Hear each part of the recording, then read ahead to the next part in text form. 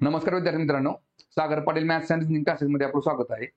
तर बघा, आजच्या लेक्चरमध्ये आपण एमपीएससी क्लर्क मुख्य 2021 चा जो पेपर झाला होता त्यातले गणित आणि बुद्धिमत्तेचे जे काय 35 प्रश्न आहेत ते आज आपण आजच्या लेक्चरमध्ये बघणार आहे.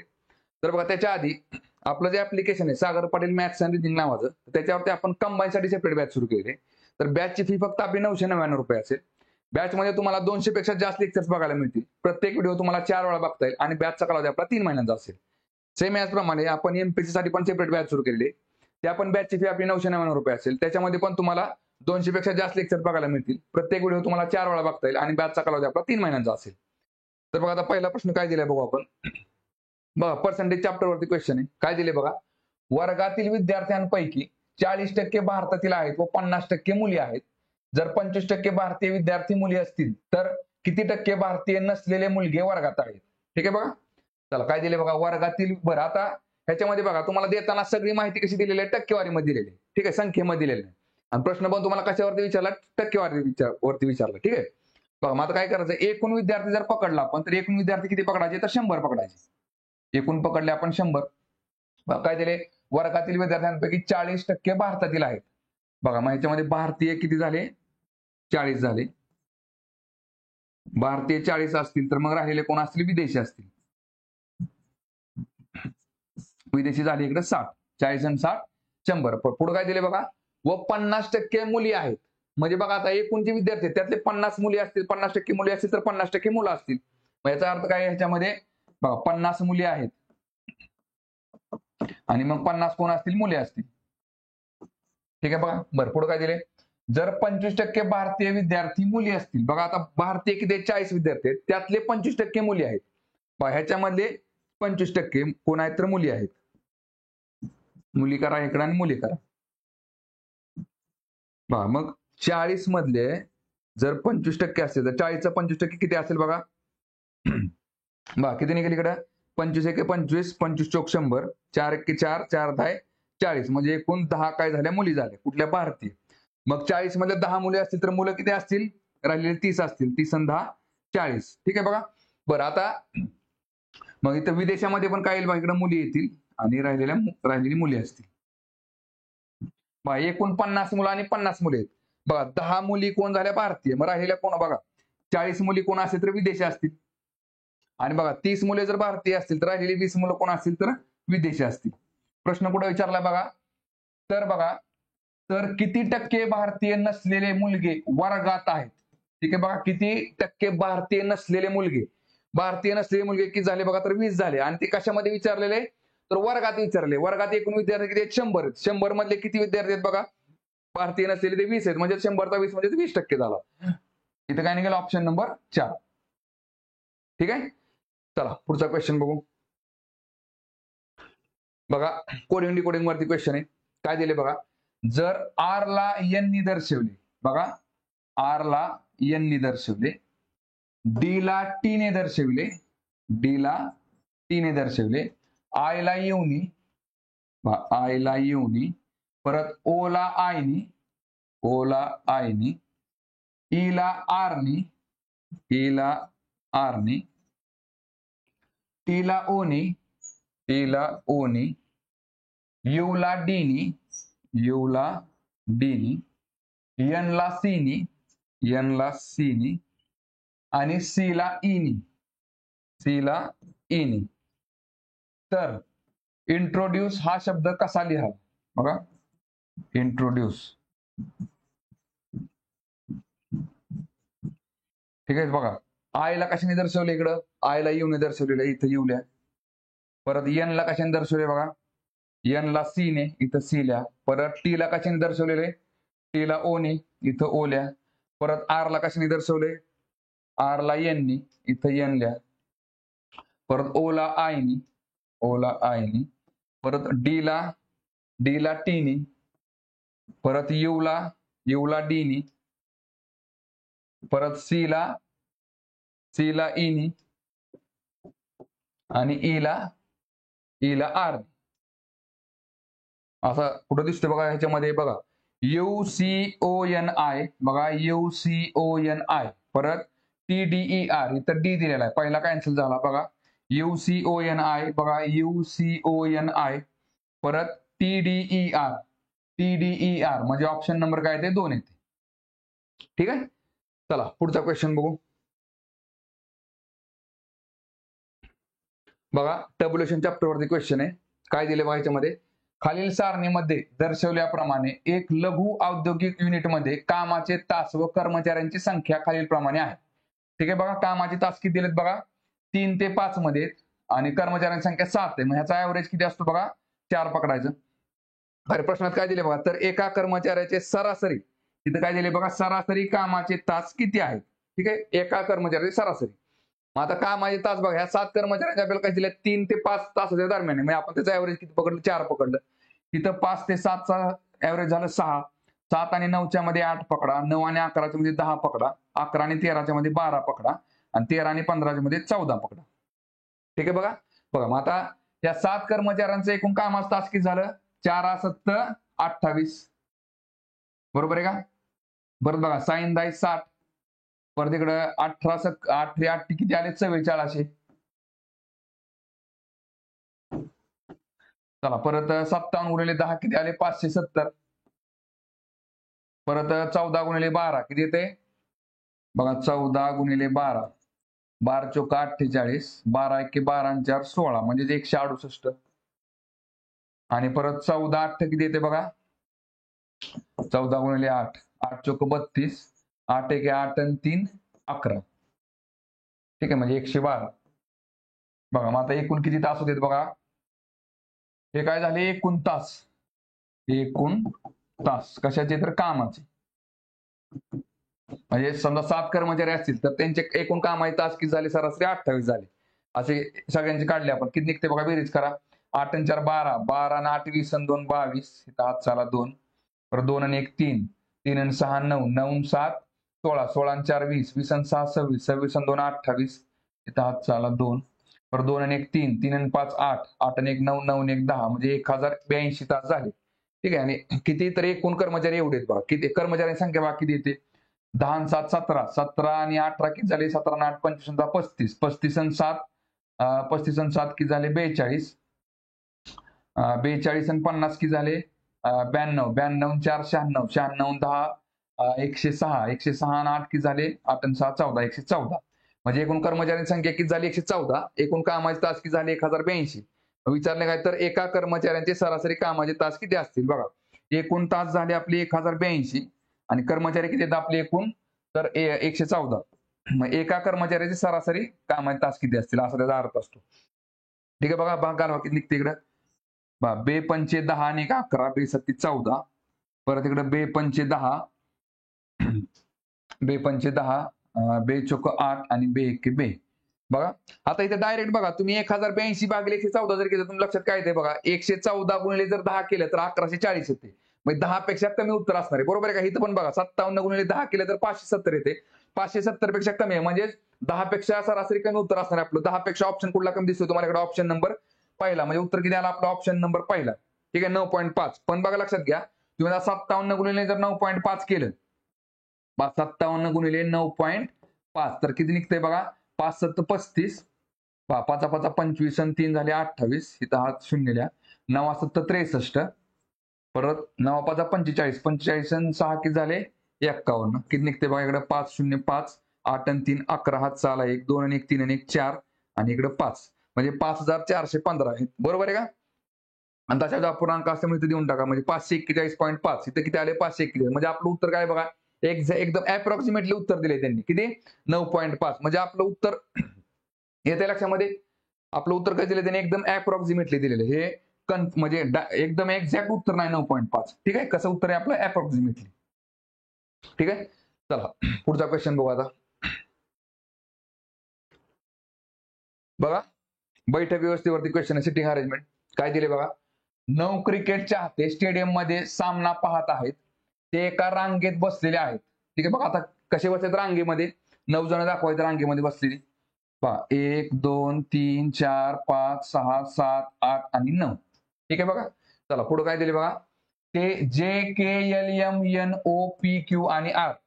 बरं पुढं त्या रांगेत L हे M च्या उजवीकडे आहे. बघा L कुठं आहे बघा, M च्या उजवीकडे कोण आहे, तर L आहे. M च्या उजवीकडे L आहे. पुढे परत बघा, आणि यांच्या उजवीकडे तिसऱ्या स्थानावर आहे. बघा यल कुठे आहे? यल हा एमच्या उजवीकडे आणि यांच्या उजवीकडे तिसरा आहे. बघा मग इकडं एन कुठं असणार आहे? बघा ह्या साईडला असेल. 1 2 आणि इकडे 3 करा. बघा यांच्या उजव्या साईडला 1 2 3, उजव्या साईडला 3 नंबरला कोणाला? यल आला. ठीक आहे.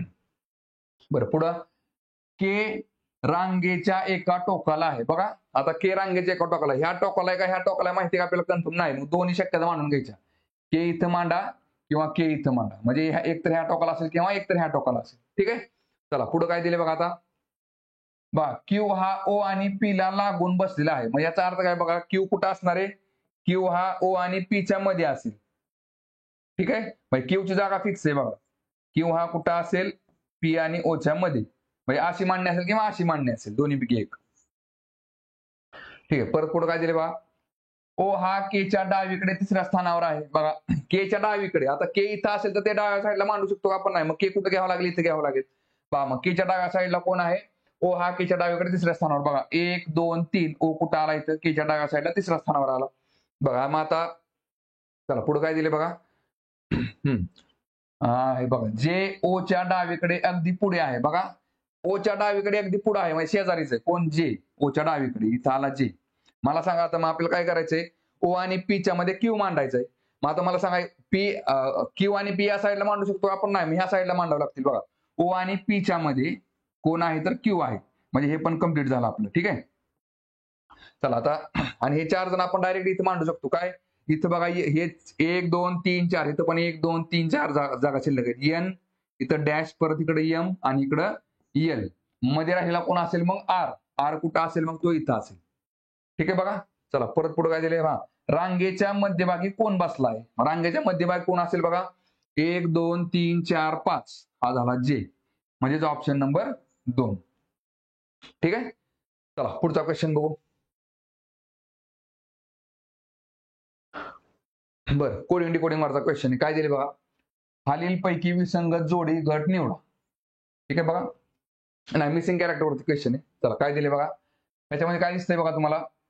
1 चा वर्ग झाला, 1 चा घन किती झाला? 1 झाला. आणि 2 चा घन किती असतो? 2 चा घन झाला 8. मग 8 आणि 1 किती झाले?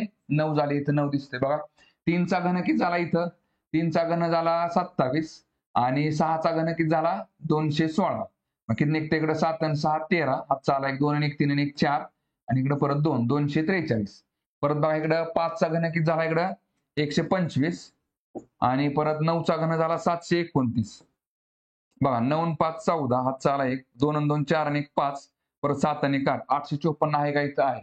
बघा इथं 243 इथं आहे, इथं 9 आहे. आता इथं चेक करा बघा. 7 चा घन किती? बघा 7 चा घन झाला 343 अधिक 4 चा घन झाला 64. किती निघते बघा? 4 आणि 3 7, 6 आणि 4 10, हातचा आला 1 3 आणि 1 4, म्हणजे 407 मध्ये उत्तर पाहिजे होते. इथं त्यांनी दिले किती? 421. म्हणजे विसंगत जोडी कुठली असेल बघा? Option number 4. ठीक आहे. चला पुढचा क्वेश्चन बघू. बघा कॅलेंडर चॅप्टरवरचा क्वेश्चन आहे. काय दिले बघा. केतकीचा वाढदिवस हा 4 जुलैला मंगळवारी असतो. बघा 4 जुलै, 4 जुलैला वार कुठला आहे? तर मंगळवार आहे. आणि परत काय दिले? जर त्याच वर्षात आयुष हा 15 ऑगस्टला जन्मला असेल तर तो कोणता दिवस असेल? तर 15 ऑगस्ट इथं कोण आहे? केतकी. इथं कोण? आयुष. त्याचा जन्म किती आहे? 15 ऑगस्ट. म्हणजे विचारलं काय थोडक्यात? 4 जुलै तारीख दिली, 4 जुलैला मंगळवार दिलाय, 15 ऑगस्टला वार कुठला विचारले, तिथं गुरुवार कुठला असेल. बघा मग आता काय करावं लागेल? जुलै बघा, आणि दोघांमध्ये जास्त गॅप पण नाही, म्हणजे जुलै नंतर लगेच कुठला? ऑगस्ट महिना असतो. बरोबर आहे काय? मग काय करायचं? जुलै मधले शिल्लक दिवस, जुलै मधील शिल्लक दिवस किती झाले? मग जुलै हा किती असतो? 31 दिवसाचा असतो. बरोबर आहे का? मग 4च्या पुढे किती झाले? 27 दिवस, हे झाले 27. आणि ऑगस्ट मधले किती दिवस आहेत? थोडक्यात ऑगस्ट मधील तारीख, ऑगस्ट मधील तारीख म्हणजे ऑगस्ट मधले किती दिवस मोजायचे आपल्याला? तर 15 दिवस मोजायचे. किती झाले बघा? 7 आणि 5 12, हातचा आला 1 2 आणि 1 3 आणि 1 4, 42. बरोबर आहे का? म्हणजे 4 जुलै पासून 42 दिवस आपल्याला पुढे जायचंय. मग 42 ला काय करायचं? 7 ने भाग घालवा. किती येते बघा? 7 एके 7, 7 सपून 42, बाकी राहिली 0. बाकी किती राहते? 0. याचा अर्थ काय? हाच वार इथं असणार आहे मंगळवार. म्हणजे आपलं उत्तर काय असेल? Option number 2. ठीक आहे. चला पुढचा क्वेश्चन बघू. बघा, रेशिओ अँड प्रपोर्शन चॅप्टरवरचा क्वेश्चन आहे आणि त्याच्यामध्ये कॉइन वरती प्रश्न विचारला. ठीक आहे. काय दिले बघा, एका पिशवीमध्ये 5 नावास 4च्या प्रमाणात 50 पैसे, 25 पैसे आणि 10 पैशांची नाणी आहेत, ज्यांची एकूण रक्कम 206 रुपये होते. पिशवीतील एकूण नाण्यांची संख्या किती आहे विचारले आपल्याला. ठीक आहे. बघा आता बघा, नाण्यांची संख्या म्हणजे 5 बघा, 5x 9x आणि 4 त्या पटीमध्ये असते. म्हणजे 50 असेल इकडे, हे 90 असते इकडे, 40 असतील. त्यांचा रेशिओ किती दिला त्यांनी? 5 नावास 4. बघा आता बघा, 50 पैशांची किती नाणी आहेत? बघा 50 पैशांची 5x नाणी अधिक परत 25 पैशांची, 25 पैशांची किती नाणी आहेत? तर 9x, म्हणजे इकडे 9x ल्या, अधिक 10 पैशांची किती नाणी आहेत? तर 4x आहेत. ठीक आहे. आता सगळ्या जर नाण्यांची आपण बेरीज केली पैशांची, तर बेरीज किती निघते बघा? 206 रुपये. बरं, आता इथं नाणी देताना तुम्हाला पैशांची नाणी दिलेली, रुपयामध्ये दिलेली नाहीत. मग एक तर काय करावं लागेल, बघा ह्या पैशांचं रूपांतर रुपयामध्ये करा, किंवा हे जे तुम्हाला एकूण रक्कम दिली त्याचं तुम्ही रूपांतर पैशामध्ये करा. बघा आता हे सगळं आपण कशामध्ये मांडले? पैशामध्ये मांडले, कारण की 10 पैसे, 25 पैसे आणि 50 पैसे. मग 206 रुपयाचे किती पैसे असतील बघा? 206 वरती फक्त 2 शून्य वाढवा, कारण की 1 रुपये म्हणजे 100 पैसे असतात. मग एकावरती 2 शून्य वाढवले की काय झालं? पैशामध्ये झालं. इथं 206 वरती 2 शून्य वाढवले. बघा मग काय निघेल इकडं? 50 गुणिले 5 किती झाले? 5 5 25, 250 x अधिक 25 9 किती झाले बघा? 225, 225 x अधिक 10 चोक 40 x बरोबर किती झाले इकडं? 20,600. मग किती निघते बघा इकडं? 225 आणि 200 बघा, 200 आणि 200 400 झाले. 50 आणि 40 90, 90 आणि 25 किती झाले? 115, म्हणजे 515 x. 515 x बरोबर किती झाले? 20,600. मग x जाग्याला ठेवा इकडे, 20,600 ल्या बरोबरच्या पुढं, आणि डिवाइड बाय किती येते? 515 बरोबरच्या पलीकडे गेले की छेदाला जाईल. चला भाग घालवा, किती निघते बघा? 5 एके 5 आणि 5 त्रिक 15. बघा लगेच थांबा, तात्पुरतं लगेच ह्याला 5 ने भाग घालवणार का? 103 च्या दुप्पट आपण 206 करू शकतो. मग इथे 103 गुणिले 5 करा तात्पुरतं. बरोबर आहे का? बघा 103 गुणिले 5 झाले. हा आता भाग घालवा. बघा 103 एके 103, 103 दुने 206 आणि वरती हे 2 शून्य. ठीक आहे बघा. चला परत 5 एके 5 आणि 5 चोक 20 आणि त्याच्यावरती 1 शून्य 40, म्हणजे x ची व्हॅल्यू किती झाली? तर 40 झाली. ठीक आहे बघा. चला मग आता पिशवीतली एकूण नाण्यांची संख्या किती? बघा एकूण नाणी किती आहेत बघा आपली? 5 नावास 4, म्हणजेच किती झाली इकडं? 5x अधिक 9x अधिक 4x, म्हणजेच किती झाली? 9 5 14 4 18x. मग 18x म्हणजेच किती झाले बघा? 18 गुणिले x ची व्हॅल्यू किती आपली? 40 आहे. इथं 40 ल्या, मग 18 चौक किती येते? 72 आणि 1 शून्य वरती, म्हणजे 720. एकूण नाण्यांची संख्या किती असेल मग? तर 720. ठीक आहे. चला पुढचा क्वेश्चन बघू आता. बघा आता असा मोठा प्रश्न आला, काय करा? सुरुवातीला प्रश्न कशावरती ते नीट बघायचं, म्हणजे विधान निष्कर्षावरती आहे, विधान गृहीतकावरती आहे का विधान युक्तिवादावरती आहे, ते नीट बघून घ्यायचं. ठीक आहे. बघा काय दिले बघा, प्रश्न वाचून घ्या आधी. बघा पुढे दिलेल्यातून सत्य असल्यास वरील युक्तिवाद, बघा प्रश्न कशावरती? युक्तिवादावरती. बरं युक्तिवादामध्ये पण कसे असतात? 2-3 प्रकारचे प्रश्न असतात. युक्तिवादामध्ये काय विचारतात तुम्हाला? एक तर निष्कर्ष विचारतील, युक्तिवाद दुबळा करणारा किंवा युक्तिवादामध्ये त्रुटी दाखवणारा, हा एक प्रकार झाला. तिसरा प्रकार कुठला असतो? युक्तिवादामध्ये साम्य दाखवणारा. आता इथं काय विचारलं आपल्याला बघा? सर्वात जास्त दुबळा करणारा पर्याय निवडा. म्हणजे युक्तिवाद आपल्याला दुबळा करायचा. याचा अर्थ काय?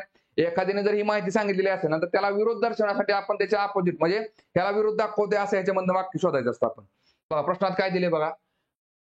कायम बंदूक बाळगणाऱ्या व्यक्तींना निशस्त्र व्यक्तींच्या तुलनेत गोळी घातली जाण्याची शक्यता जास्त असते, असा प्रमुख शोध फिलाडेल्फियातील गोळीबारांच्या अभ्यासातून लागला आहे. पेनिन्सिल्व्हानिया विद्यापीठाच्या संशोधकांनी 2.5 वर्षांच्या कालावधीत 677 गोळीबारांचा अभ्यास केला. त्यांनी गुन्ह्यात सहभागी झालेल्या व्यक्तींचे वय आणि आर्थिक स्तरही विचारात घेतला. या अभ्यासाच्या निष्कर्षानुसार सशस्त्र नागरिकांना 4.5 पट अधिक प्रमाणात गोळ्या घातल्या जाण्याची शक्यता असते आणि 4.2 अधिक प्रमाणात गोळ्यांना बळी पडण्याची शक्यता असते. म्हणून फिलाडेल्फियात निशस्त्र असणे अधिक सुरक्षित आहे. बघा आता इथपर्यंत काहीच अडचण नाही. इथपर्यंत पॅराग्राफ मध्ये त्यांनी फक्त काय केले? एका संशोधनाची माहिती दिलेली त्यांनी. बाबा काय, ज्यांच्याजवळ बंदूक असतात तर त्यांच्यावरती हल्ले होण्याची शक्यता जास्त असते. त्याच्यामुळे काय म्हटले बघा? तर म्हणून फिलाडेल्फियात निशस्त्र असणे अधिक सुरक्षित आहे. बघा आता त्रुटी बघा इथपर्यंत प्रॉब्लेम नाही, पण इथं म्हणून काय म्हटलंय बघा, म्हणून त्या लेखकाने थोडक्यात काय त्याचं मत मांडलेलं आहे. ठीक आहे बघा.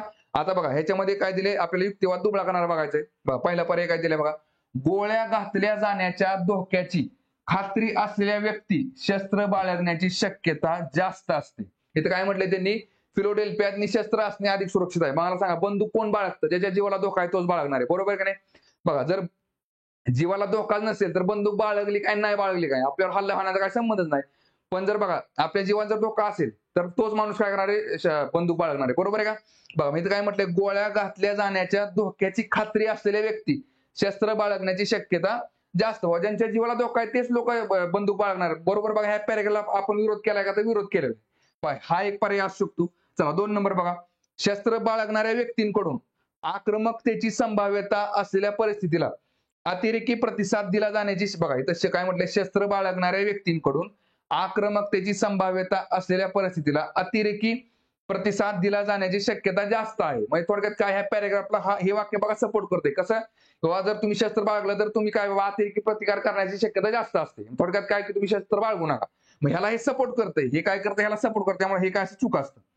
ह्याला सपोर्ट करणारे वाक्य नाही काय करायचं, चूक करून टाका. 3 नंबर काय दिले बघा, अमेरिकेच्या संविधानाच्या सेकंड अमेंडमेंट नुसार व्यक्तीच्या शस्त्र बाळगण्याच्या अधिकारांना संरक्षण दिले जाते. म्हणजे थोडक्यात काय शस्त्र म्हणजे थोडक्यात काय, हे जे वाक्य ना ह्याला विरोध करते. तुम्ही काय म्हणता शस्त्र बाळगू नका, पण हे वाक्य काय म्हणते बघा, नाही अमेरिकेच्या संविधानाच्या सेकंड अमेंडमेंट नुसार शस्त्र बाळगण्याची आम्हाला परमिशन आहे, मग ह्याला विरोध करते का, तर करते, हे पण वाक्य असू शकतं. आणि 4 नंबर काय दिले बघा, गोळ्यांना सामोरे गेलेल्या काहींनी स्वतःकडे शस्त्रे लपवलेली होती. आता हे वाक्य बघा ह्याला नीट सपोर्ट करते बघा. काय म्हटले बाबा, गोळ्यांना सामोरे गेलेल्यांना काहींनी स्वतःकडे शस्त्र लपवली, त्यांच्याकडे शस्त्र लपवली होती म्हणून त्यांच्यावरती गोळ्या घातल्या असं त्याचा अर्थ. मग थोडक्यात काय, तुम्ही शस्त्र बाळगू नका, मग हे वाक्य पण ह्याला सपोर्ट करते.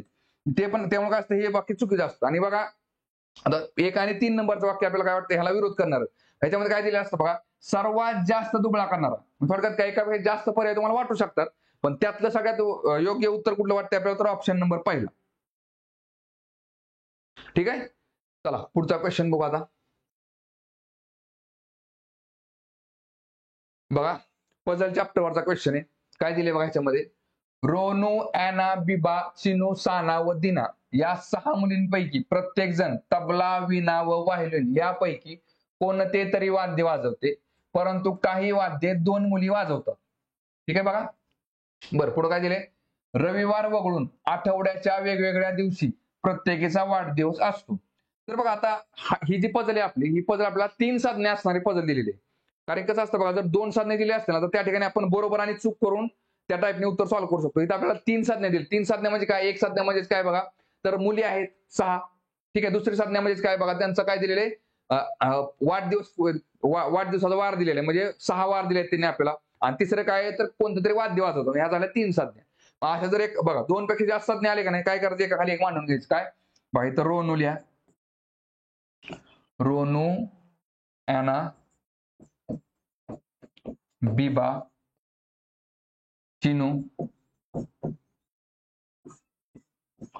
परत साना आणि दिना.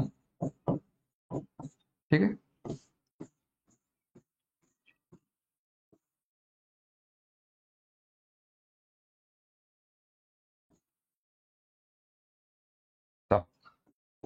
काय दिले आता परत बघा, अॅना सोमवारी जन्मलेली नाही आणि विणा वाजवत नाही. बघा अॅना काय म्हटलेले, अॅना सोमवारी जन्मलेली नाही आणि ती काय म्हटलेले, विणा पण वाजवत नाही, विणा वाजवत नाही. चला पुढे काय दिले बघा, एक मुलगी तबला वाजवते व ती शुक्रवारी जन्मली आहे. बघा तबला वाजवणारी व्यक्ती कधी जन्मली आहे, एक तर शुक्रवारी, त्याला काय म्हणतो आपण, उकल.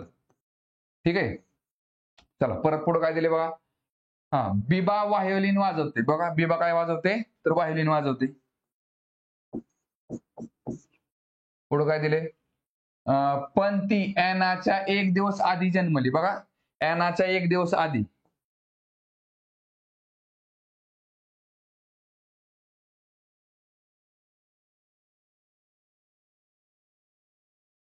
बघा अॅनाच्या 1 दिवस आधी कोण जन्मली, तर बिबा जन्मली. ठीक आहे. दिना शनिवारी जन्मली. दीना कधी जन्मली तर शनिवारी. परत आणि ती वीणा व वाहिनी वाजवत नाही. वीणा पण वाजवत नाही, वाहिनी पण. राहिलं कुठलं मग? तबला. इथे हे काय झालं? तबला झालं. चला परत पुढं. रोनू वाजवते तेच वाद्य चिनू वाजवते. बघा रोनू आणि चिनू सेम वाद्य वाजवतात. बघा इकडे जन्म लिहा, हे जन्म दिले. एनाच्या आदल्या दिवशी बिबात जन्म आहे आणि इकडे वाद्य लिहा. वाद्याचं काय दिलेलं आहे? रोनू वाजवते. रोनू आणि चिनू सारखंच वाद्य वाजवतात. रोनू आणि चिनू.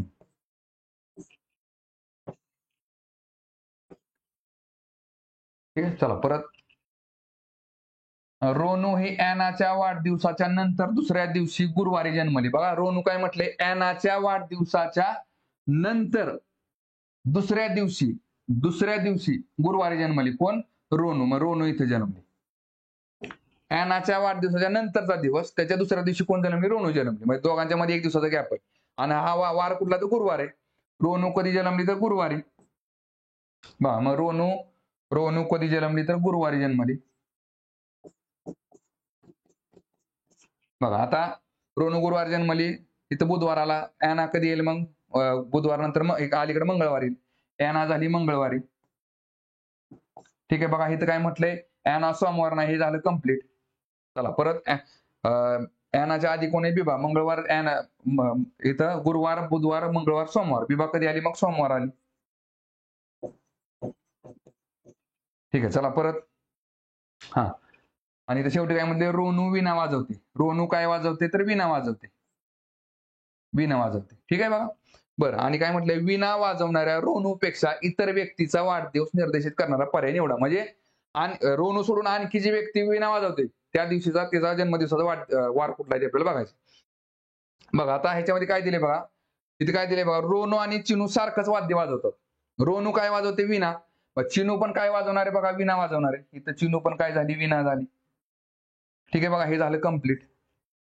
बघा परत हे पण आपण आताच कंप्लीट केलेले. बरोबर आहे का? जन्मदिवस बिबा, एना आणि रोनू तिघांचा जन्मदिवस मांडले तर रोनूचा, बिबाचा आणि दिनाचा. शनिवार सॉरी गुरुवार, मंगळवार आणि सोमवार. गुरुवार, मंगळवार, सोमवार. ठीक आहे. चला परत. आता इथे काय दिसतंय बघा, हे पण झालं कंप्लीट. बघा तबला वाजवणारी व्यक्ती कुठे? शुक्रवार आहे. बरोबर आहे का? म्हणजे बघा दोन्हीच्या दोन्ही बॉक्स रिकाम पाहिजे, त्याच्यामध्ये आपण तबला आणि शुक्रवार मांडू शकतो. बघा इथं काय झालं? हे झालं तबला आणि खाली काय झालं? इकडे शुक्रवार. ठीक आहे बघा. आणि बघा आपल्याला इथं उत्तर कळून घ्या. आपलं काय बघा उत्तर आपल्याला आधीच कळाले. काय? वीणा वाजवणाऱ्या रोनूपेक्षा इतर व्यक्तीचा वाढदिवस कुठला आहे? वाढदिवस कधी असतो? हा हा वीणा वाजवणारे कोण आहे? चिनू आहे. आता आपल्याला उत्तर कळते बघा. काय? सोमवार, मंगळवार. राहिला फक्त काय? बुधवार. इथं बुधवार लिहा. बुधवार, गुरुवार, शुक्रवार आणि शनिवार. ठीक आहे. बरं आता आपलं उत्तर काय निघून गेलं? वीणा वाजवणाऱ्या रोनूपेक्षा इतर व्यक्तीचा वाढदिवस निर्देशित करणारा पर्याय कुठला? तर वीणा वाजवणारी दुसरी व्यक्ती कोण आहे? चिनू. चिनूचा वाढदिवस कधी असतो? बुधवार. ऑप्शन झाला आपलं 3 नंबर. पण ठीक आहे. आता उत्तर निघालं आपलं. इथं काय मांडायचं बघा. काय दिसतंय बघा. तबला वाजवणाऱ्या 2 व्यक्ती झाल्या. वीणा वाजवणाऱ्या 2 व्यक्ती झाल्या. इथं डायरेक्ट वाजवून मांडू नका. का? इथं काय म्हटले बघा. बघा परंतु काही वाद्ये 2 मुली वाजवतात. बघा काही बघा प्रत्येक वाद्य 2 मुली वाजवतात. असं जर दिलं असतं बघा. काय दिलं असतं बघा. इथे काय दिले? काही वाद्ये 2 मुली वाजवतात. ठीक आहे बघा. म्हणजे प्रत्येक वाद्य जर 2 मुली वाजवत असते, इथं काहीच्या ऐवजी काय शब्द पाहिजे होता? प्रत्येक. तर त्यावेळेस आपण इथं काय केलं असतं बघा. वीणा, वीणा, तबला, तबला, व्हायोलिन. इथं काय आलं असतं? व्हायोलिन आलं असतं. इथं आपण व्हायोलिन लिहिलं असतं. पण त्यांनी म्हटले का तिथं आपल्याला तसं? काय बा प्रत्येक वाद्य 2 मुली वाजवतात. असं त्यांनी काही वाद्य 2 मुली वाजवतात. म्हणजे एखादं वाद्य 2 मुली वाजवत असतील, एखादं वाद्य 3 मुली वाजवू शकतात. बरं इथं व्हायोलिन लिहिलं काय नाही लिहिलं काय आपलं उत्तर काय अडत नाही. आपलं उत्तर निघून गेले काय? ऑप्शन नंबर 3 बुधवार. ठीक आहे. चला पुढचा क्वेश्चन बघू. बघा डायग्राम चॅप्टरवरती क्वेश्चन काय दिले बघा. प्रश्नाऐवजी ठेवण्यासाठी तार्किकदृष्ट्या उचित पर्यायाची निवड करा. बघा ह्याच्यातनं काय केलंय? बाहेरचा चौकोन काढून टाकलाय. इथं परत हा परत चौकोन काढून टाकला. आतल्या रेषा ठेवलेत. बघा बाहेरचा सर्कल काढलाय इथं. ह्याच्यातनं परत हा सर्कल काढून टाकला. फक्त आतल्या रेषा ठेवलेत. बघा इथं एक त्रिकोण बाहेरचा काढून टाकला. परत हा त्रिकोण काढला की इथं फक्त काय राहते? सर्कल राहते. म्हणजे ऑप्शन नंबर 4 येते. ठीक आहे. चला पुढचा क्वेश्चन बघू. बघा नातेसंबंधावरचा प्रश्न आहे. नातेसंबंधामध्ये काय करायचं लक्षात घ्या. चौकोनाला कधी पण काय करायचं? पुरुष पकडायचं. ठीक आहे बघा. आणि स्त्री असेल ना तर त्रिकोण करायचं. ठीक आहे बघा. पती पत्नी जर असतील बघा, इथं पती बघा, पती पुरुष झाला आणि पत्नी काय झाली मग त्रिकोण झाली. आणि दोघांमध्ये प्लसचं साईन देऊन टाका, कारण की आपण नवीन नातं जोडतो तिथं, बरोबर आहे का. भावंड जर असतील बघा, हा झाला भाऊ, भाऊ म्हणजे पुरुष झाला, बहीण म्हणजे स्त्री झाली. ठीक आहे बघा. त्रिकोण आणि दोघांमध्ये काय करायचं, इज इक्वल टू साईन देऊन टाकायचं, कारण दोन्ही आपण समान पकडतो. आणि जनरेशन गॅप असेल तर फक्त काय करायचं, मग अशी रेष मांडून टाका दोघांच्या मध्ये. ठीक आहे बघा. आणि अशी रेष पण मांडायची कुठं, तर डायरेक्ट रिलेशन असेल तर त्या ठिकाणी. ठीक आहे बघा. बरं, आता पुढे काय दिले बघा, जर आता इथं काय बरं, हा प्रश्न कशावरती बघा आपल्याला, तर कोडेड ब्लड रिलेशन वरती. हे कोड दिलेत आपल्याला. ठीक आहे बघा. कोड काय दिले बघा, जर $P चा अर्थ PQ चा भाऊ आहे. आणि कधी पण लक्षात ठेवायचा, हा जो कोड दिलेला असतो ना, तो पाठीमागच्या अल्फाबेटसाठी का पुढच्या अल्फाबेटसाठी. बघा, शक्यतो आजपर्यंत हा जो मधला कोड आहे ना, तो पाठीमागच्या अल्फाबेटसाठी दिलेला असतो. पण तरी पण एखाद्या उलट देऊ शकतात, त्यामुळे आपण नीट प्रत्येक वेळी चेक करायचं. काय $P चा अर्थ PQ चा भाऊ आहे. म्हणजेच बघा, P हा भाऊ आहे कुणाचा, Q चा. म्हणजे पाठीमागच्या अल्फाबेटसाठी कोड दिला त्यांनी. ठीक आहे बघा. बघा आता आपल्याला काय करायचं बघा, तर $A#B$C*D या विधानातील वडील निवडा. ठीक आहे. डायरेक्ट आपण प्रश्न मांडू. A#B. आता हॅशचा अर्थ काय दिलाय त्यांनी, P#Q चा अर्थ PQ ची आई आहे. म्हणजेच A#B चा अर्थ A ही B ची आई आहे. बघा, A ही आई आहे कुणाची, तर B ची. बघा, एचं नातं कळलं आपल्याला, एचं जेंडर कळलं आपल्याला, ए स्त्री आहे आणि ए आई आहे कुणाची, बी ची. बी ला मी काहीच केलं नाही का, कारण की बी मुलगा आहे का मुलगा आहे माहिती नाही आपल्याला. चला परत $B.C. डॉलर काय म्हणतोय बघा, तर $P.Q चा अर्थ PQ चा भाऊ आहे. म्हणजेच बघा, $B.C चा अर्थ BC चा भाऊ आहे. बघा, B हा भाऊ आहे, मग कुणाचा, तर C चा आहे. C चा. थोडक्यात काय, बी आणि सी ही ए ची मुलं आहेत. मुलं म्हणजेच काय, चिल्ड्रन. कारण सीचं जेंडर माहित नाही आपल्याला. पुढं बस C*D. स्टार काय म्हणतोय बघा इकडं, P*Q चा अर्थ PQ ची मुलगी आहे. म्हणजेच बघा, C*D चा अर्थ CD ची मुलगी आहे. बघा, C कोण आहे, मुलगी आहे कुणाची, तर D ची. आता मला सांगा, बी आणि सी भावंड असतील, ह्यांची आई जर ए असेल आणि डी ही सी ही डी ची मुलगी असेल, तर डी कोण असणार आहे बघा, वडील असणार आहे कुणाचा, सी चा. मग दोघांमध्ये प्लसचं साईन देऊन टाका इकडं. बघा आपल्याला काय विचारलं, या विधानातील वडील व्यक्ती कोण आहे, तर डी आहे. ही झाली वडील, ही झाली आई. बस सीचं जर नातं बघितलं आपण, हा झाला भाऊ कुणाचा, तर सीचा. आणि किंवा ही जर पकडली आपण, तर ही झाली बहीण कुणाची, तर बीची. ठीक आहे. वडील कोण आहे, तर डी आहे. ऑप्शन नंबर पहिला. ठीक आहे. चला पुढचा क्वेश्चन बघा. आता बघा, डायरेक्शन चॅप्टरवरचा क्वेश्चन आहे. काय दिले बघा, सूर्याकडे पाठ करून आम्हीने चालायला सुरुवात केली. मग आता सूर्याकडे पाठ करून म्हणजे कसं, कारण सूर्य सकाळी उगवल्यानंतर पूर्वेकडे असतो आणि मावळताना पश्चिमेकडे असतो, बरोबर आहे की नाही. मग आता इथं त्यांनी तसा काय उल्लेख केलेला नाही बघा. पर्यायामध्ये पण त्यांनी दोन पर्याय दिले. मग याचा अर्थ काय, 2 उत्तर निघतात. बघा, जर आपण सूर्य जर पूर्वेकडे असं पकडलं, बघा कुठं पकडलं आपण, पूर्वेकडे, तर काय निघेल बघा इकडं, सूर्याकडे पाठ करून आम्हीने चालायला सुरुवात केली. पूर्वेकडे पाठ करून आम्हीने पश्चिमेकडे चालायला सुरुवात केली. परत काय दिले बघा, काही वेळाने ती डावीकडे वळली. बघा, पश्चिमेकडे जर आपला चेहरा असेल, पश्चिम दिशेला जर आपला चेहरा असेल, डावी बाजू कुठं असते, खालच्या साईडला. बघा, डावीकडे वळली. आणि पुढे काय केलं बघा, नंतर उजवीकडे बघा, नंतर कुठं वळली, उजवीकडे. आता बघा, चेहरा दक्षिणेकडे असतो, उजवी बाजू कुठं असते, या साईडला असते. नंतर उजवीकडे वळली. परत पुढे काय दिले, आणि डाव्या दिशेला वळली. परत बघा, इथून डाव्या दिशेला वळली. मग डावी दिशा कुठं असते, खालच्या साईडला, इथून खाली आली. ठीक आहे बघा. हा, आणि वळली. ती जात असलेली आत्ताची दिशा निवडा. आता दिशा कुठली आहे बघा, तर ही झाली दक्षिण दिशा.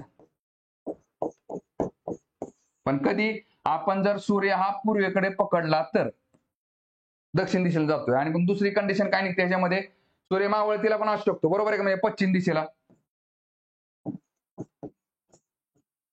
इकडे सूर्य असू शकतो. आता प्रश्न परत एकदा वाचा बघा, सूर्याकडे पाठ करून आम्हीने चालायला सुरुवात केली. म्हणजे पश्चिमेकडे पाठ केली आणि तिने पूर्वेकडे चालायला सुरुवात केली. बघा, काही वेळाने ती डावीकडे वळली. बघा, इथून मांडू. काही वेळाने डावीकडे वळली. मग मला सांगा, आता पूर्वेकडे तोंड असते, डावी दिशा कुठं असते, वरच्या साईडला. डावीकडे वळली म्हणजे वरच्या साईडला वळली. चला परत काय दिले बघा, नंतर उजवीकडे. बघा, नंतर कुठं वळली, उजवीकडे. आता इथून उजवी दिशा कुठं असते, या साईडला. नंतर उजवीकडे वळली. आणि परत आणि डाव्या दिशेला वळली. परत कुठं वळली बघा, डाव्या दिशेला. आता इकडे चेहरा असताना डाव्या दिशा कुठं असते, वरच्या साईडला. हा, तर ती जात असलेली आताची दिशा निवडा. बघा, आता दिशा कुठली आहे बघा, उत्तर आहे. बरोबर आहे का? म्हणजे बघा उत्तर काय निघालं, दक्षिण किंवा उत्तर, कारण की त्यांनी सूर्य कुठल्या दिशेला ते कन्फर्म सांगितलेलं नाही. उत्तर काय निघेल बघा, उत्तर किंवा दक्षिण, ऑप्शन नंबर पहिला. ठीक आहे, चला पुढचा क्वेश्चन बघू आता. बघा असा मोठा प्रश्न आला, काय करायचं, आधी प्रश्न वाचायचा कशावरती आहे बघा.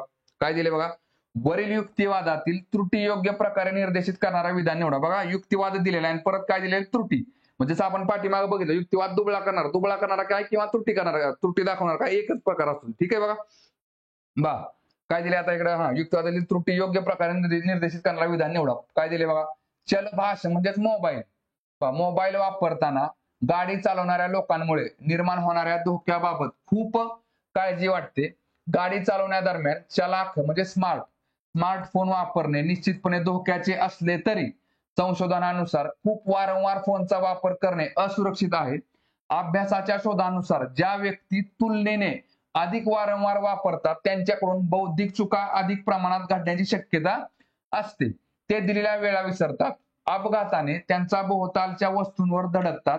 चलभाष खूप वारंवार वापरणाऱ्या लोकांचा अवधान विस्तार म्हणजेच काय, लक्ष केंद्रित करणे लहान असतो आणि बौद्धिक चुका त्याच्याशी संबंधित असतात असे आढळले आहे. स्वतःच्या बौद्धिक अपयशाची जोखीम कमी करण्यासाठी लोकांनी चलभाष म्हणजेच फोनचे व्यसन नियंत्रित ठेवले पाहिजे, हे या शोधातून स्पष्ट झाले आहे. ठीक आहे बघा. बरं आता हे त्यांनी युक्तिवाद मांडलेला आहे, या युक्तिवादामध्ये त्रुटी दाखवायची आपल्याला, थोडक्यात त्याला विरोध करायचा आपल्याला. मग काय निघते बघा, पहिले काय दिले बघा, कदाचित चलभाष वापराच्या सवयींच्या आहारी जाण्यापूर्वीपासूनच मोठ्या प्रमाणात त्याचा वापर करणाऱ्यांचा अवधान विस्तार लहान होत असणे शक्य आहे. बघा इथं काय शब्द वापरला त्यांनी बघा, चलभाष म्हणजे मोबाईल खूप वारंवार वापरणाऱ्या लोकांचा अवधान विस्तार लहान असतो. ठीक आहे बघा. आणि ह्याच्यात काय म्हटलंय बघा, कदाचित चलभाष वापराच्या सवयींच्या आहारी जाण्यापूर्वीपासूनच मोठ्या प्रमाणात त्याचा वापर करणाऱ्यांचा अवधान विस्तार लहान होत असणे शक्य आहे. थोडक्यात काय बघा, मोबाईल वापरायच्या आधीपासूनच त्यांची एकाग्रता लावण्याची जी हे आहे ती आधीपासूनच कमी असू शकते. तर हे थोडक्यात काय, ह्याला विरोध केल्यासारखं आहे. म्हणजे हा पण पर्याय असू शकतो एक नंबरचा. 2 नंबर बघा काय दिले त्यांनी, 2 नंबरला काय दिले, बौद्धिक अपयश घटवण्यासाठी चलभाष वापराच्या व्यसनाचे नियंत्रण हा पूर्णपणे निर्दोष डावपेच असेल असे नाही. बघा ह्याने सुद्धा ह्याला विरोध केलेला आहे. त्यांची शक्ती व वेळ वाचवत असतानाच दैनंदिन कामे पार पाडण्यासाठी लोकांना मोबाईल सहाय्यकारक ठरतो. थोडक्यात काय, मग मोबाईल वापरा असं म्हणणं यायचं बघा. परत 4 नंबर, सर्व प्रकारच्या चलभाष यंत्रात अनेक उपाययोजने असतात व ती विविध कामांसाठी वापरता येतात. थोडक्यात काय, या चारही पर्यंत याला विरोध करतात, पण त्यातला सगळ्यात बरोबर युक्तिवाद कुठला, ऑप्शन नंबर पहिला. ठीक आहे, चला पुढचा क्वेश्चन बघू. बघा खरे खोटे चॅप्टरवरचा क्वेश्चन आहे. काय दिले बघा ह्याच्यामध्ये, टेला डुला बेटावरचे रहिवासी कोणत्याही प्रश्नाचे उत्तर 2 वाक्यात देतात. त्यापैकी एक वाक्य नेहमीच खरे असते व दुसरे वाक्य नेहमीच खोटे असते. बघा खरे खोटे मध्ये हे खूप महत्वाचं असतं बघा, कारण व्यक्ती जे बोलतात त्यातली किती वाक्य खरं किती वाक्य खोटं. आता ह्याच्यामध्ये काय म्हटले, 3 व्यक्ती दिलेत, त्यातलं एक वाक्य खरं आणि एक वाक्य खोटं बोलतात प्रत्येक जण. याचा अर्थ काय, ह्या मेथडमध्ये आपण 2च ह्याच्यामध्ये समजा म्हणजे 2च शक्यतामध्ये आपलं उत्तर निघून जातं. ठीक आहे बघा, सांगतो कसं ते बघा. बेटावरील पर्यटन करणाऱ्या दिनूला गोलू, निलू व पेलू हे रहिवासी भेटले. ते बेटावरच्या एका चौकापाशी झाडांच्या मालकीविषयीचा तंटा मिटवायला जमले होते. त्यांच्यापैकी एकाने दाव्याचे प्रमाणपत्र संबंधिताला लाच देऊन मिळवले होते. त्यांनी दिनूला त्यांची समस्या ऐकावी अशी विनंती केली. या झाडांचा मालक कोण आहे असे दिनूने त्यांना विचारले. त्यांचे प्रतिसाद पुढील प्रमाणे आहेत. आणि प्रश्न वाचून घ्या आधी. यावरून लाच देणारी व्यक्ती निवडा. म्हणजे आपल्याला काय याच्यामध्ये बघा, झाडांचा मालक असणारी व्यक्ती निघेल आणि दुसरं काय तर लाच देणारी व्यक्ती. बरोबर आहे का. मग त्यातलं आपल्याला विचारलं का त्याने लाच देणारी व्यक्ती कुठल्या निवडायची आपल्याला बघा. आणि प्रत्येक जण एक वाक्य खरं एक वाक्य खोटं बोलते. मग काय करायचं बघा, सुरुवातीला पहिला जो व्यक्ती त्याचा आपण एक वाक्य खरं पकडायचं आणि दुसरं वाक्य खोटं पकडायचं. मग ह्याच्यावरून खाली प्रत्येकाचं एक वाक्य खरं एक वाक्य खोटं आलं पाहिजे. ठीक आहे बघा. मग थोडक्यात काय, एक वाक्य बरोबर एक वाक्य चूक किंवा अशी आपल्याला कंडिशन सगळ्यांमध्ये आले पाहिजे. नाही आलं तर फक्त काय करायचं, उलट करायचं. काय, हे वाक्य चूक पकडा हे वाक्य बरोबर पकडा, उत्तर निघून जातं. ठीक आहे बघा. आता काय दिले, गोलू काय म्हणतोय, मी या झाडांचा मालक आहे, आणि हे वाक्य आपण बरोबर पकडलं. चूक काय केली आपण, पेलूने एका व्यक्तीला लाच दिली, आणि हे वाक्य काय आहे, चूक आहे. बघा परत बघा, निलू काय म्हणतोय, बरं आता पेलूचा उल्लेख आला ना, पेलू बघा काय म्हणतोय, पेलू काय म्हणतोय, मी या झाडांचा मालक आहे. बघा आणि इथं काय केले आपण, गोलू मग काय जो म्हणतोय मी या झाडांचा मालक आहे, हे वाक्य जर बरोबर असेल तर पेलूचं मी या झाडांचा मालक आहे हे वाक्य काय तर चूक येते. आणि पुढे काय दिले बघा, पेलूने एका व्यक्तीला लाच दिली आणि हे वाक्य चूक असेल, याचा अर्थ पेलूने लाच दिलेली नाही. आणि पेलू काय म्हणतोय, मी लाच दिली नाही, याचा अर्थ हे वाक्य बरोबर येते त्याचं. ठीक आहे बघा, एक वाक्य बरोबर एक वाक्य चूक, एक वाक्य बरोबर एक वाक्य चूक. चला आता नीलू काय म्हणतोय बघा, बघा मी या झाडांचा मालक आहे आणि आपण आताच बघितले गोलू या झाडांचा मालक आहे, त्यामुळे नीलू जो म्हणतोय मी या झाडांचा मालक आहे ते काय ते चूक येते. आणि नीलू काय इथं बघा, नीलू काय म्हणतोय मी लाच दिली, मग बरोबर बघा नीलू काय म्हटलं इकडं, मी लाच दिली, मी या झाडांचा मालक आहे हे वाक्य काय येते तर चूक येते कुणाचं, नीलूचं, कारण की गोलू झाडांचा मालक आहे. आणि हे वाक्य काय ते बघा, नीलू मी लाच दिली हे वाक्य काय ते बरोबर येते. बघा मग झाडांचा मालक कोण आहे तर गोलू आहे आणि लाच कुणी दिली तर नीलूने दिली. ठीक आहे, मग बघा मग आपल्याला विचारलं लाच देणारी व्यक्ती कोण, तर कोण असेल मग नीलू, ऑप्शन नंबर 2. बघा सगळ्या कंडिशन फॉलो झाले, एक वाक्य बरोबर एक वाक्य चूक, एक वाक्य चूक, एक वाक्य बरोबर एक वाक्य चूक, एक वाक्य बरोबर. ठीक आहे, चला पुढचा क्वेश्चन बघू आता. बघा नंबर सिस्टम चॅप्टरवरचा क्वेश्चन आहे, काय दिले बघा, 366 पृष्ठे असलेल्या पुस्तकांच्या पृष्ठांची संख्या करण्यासाठी वापरल्या जाणाऱ्या एकूण अंकांची संख्या आहे. बघा एकूण आता 366 पानाचं पुस्तक आहे आपलं, त्याच्यामध्ये आपण एकूण किती अंक वापरलेत, म्हणजे समजा आता इथं मी 12 संख्या लिहिली तर 12 म्हणजेच काय, एक अंक 1 आहे आणि दुसरा अंक 2 आहे, असे 2 अंक वापरले 12 संख्या लिहिताना. असे मग 366 पानावरती आपण पेज छापताना असे एकूण किती अंकांचे आपण किती अंक वापरले बघा. मग मला सांगा एक अंकी किती अंक असतात बघा, एक अंकी किती झाले तर 1 ते 9, बरोबर आहे का, 1 ते 9. चला परत 2 अंकी किती असतील बघा, 2 अंकी झाले 10 ते 99. आणि 3 अंकी किती आहेत बघा, आता 3 अंकी तसे तर 100 पासून 100 पासून 999 पर्यंत असतात, पण आपल्याला फक्त काय 366 पर्यंत जायचंय. मग थोडक्यात काय 100 ते 366. बघा मग आता एक अंकी संख्येमध्ये प्रत्येक ह्याच्यामध्ये एक एकच अंक वापरतो आपण, मग हे 9 अंक झाले, बरोबर आहे का, 9 गुणिले 1 हे किती झाले, मग 9 अंक झाले. परत 2 अंकी संख्या किती आहेत, 10 ते 99 मध्ये एकूण बाकी किती असतात, 90 संख्या असतात, 90. मग बघा मग जेवढ्या काय 2 अंकी संख्या आहेत त्या प्रत्येक संख्येमध्ये आपण 2 अंक वापरले, येते लक्षामध्ये बघा. समजा 10 लिहिला असेल तर एका ठिकाणी 1 वापरला आणि दुसरा अंक आपण 0 वापरलेला आहे. असे 90 अंकामध्ये आपण किती 9 दुने 18 म्हणजे 180 अंक वापरेल. आणि 100 ते 366 मध्ये किती अंक निघतात बघा, 100च्या पुढे किती झाले बघा, 100च्या पुढे 366 मध्ये 266 आणि 101 म्हणजे किती झाले बघा 267. मग 267 गुणिले 3 करा, किती निघते बघा इकडं, 3 7 21, चला 2 3 6 18 आणि 2 20, 2 आलं, 3 2 6 आणि 2 8 म्हणजे 800.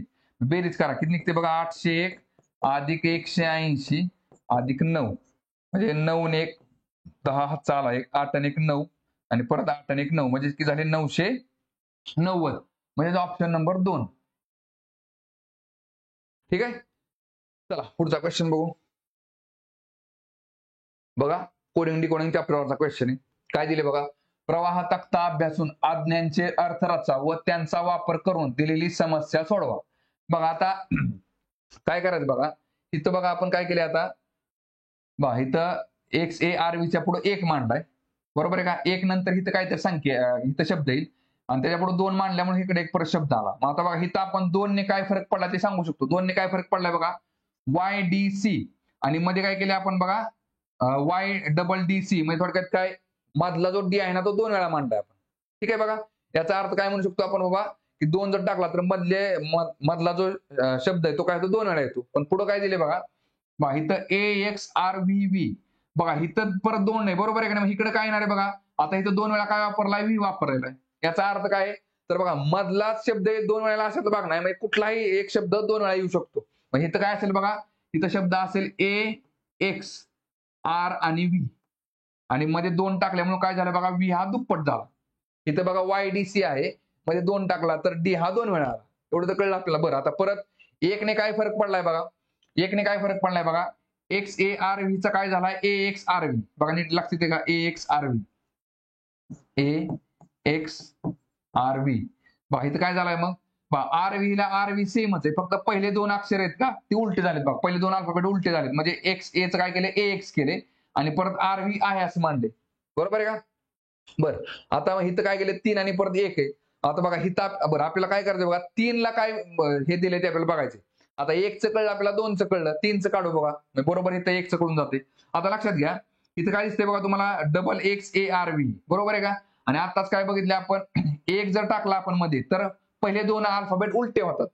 म्हणजे इथं बघा एक्स एक्स आहे का नाही, इथं उलट केलं तर काय येणार आहे, एक्स एक्सच येणार आहे, एक्स एक्सच येणार आहे. राहिलं काय A R V, A R आणि व्ही झाला विषय.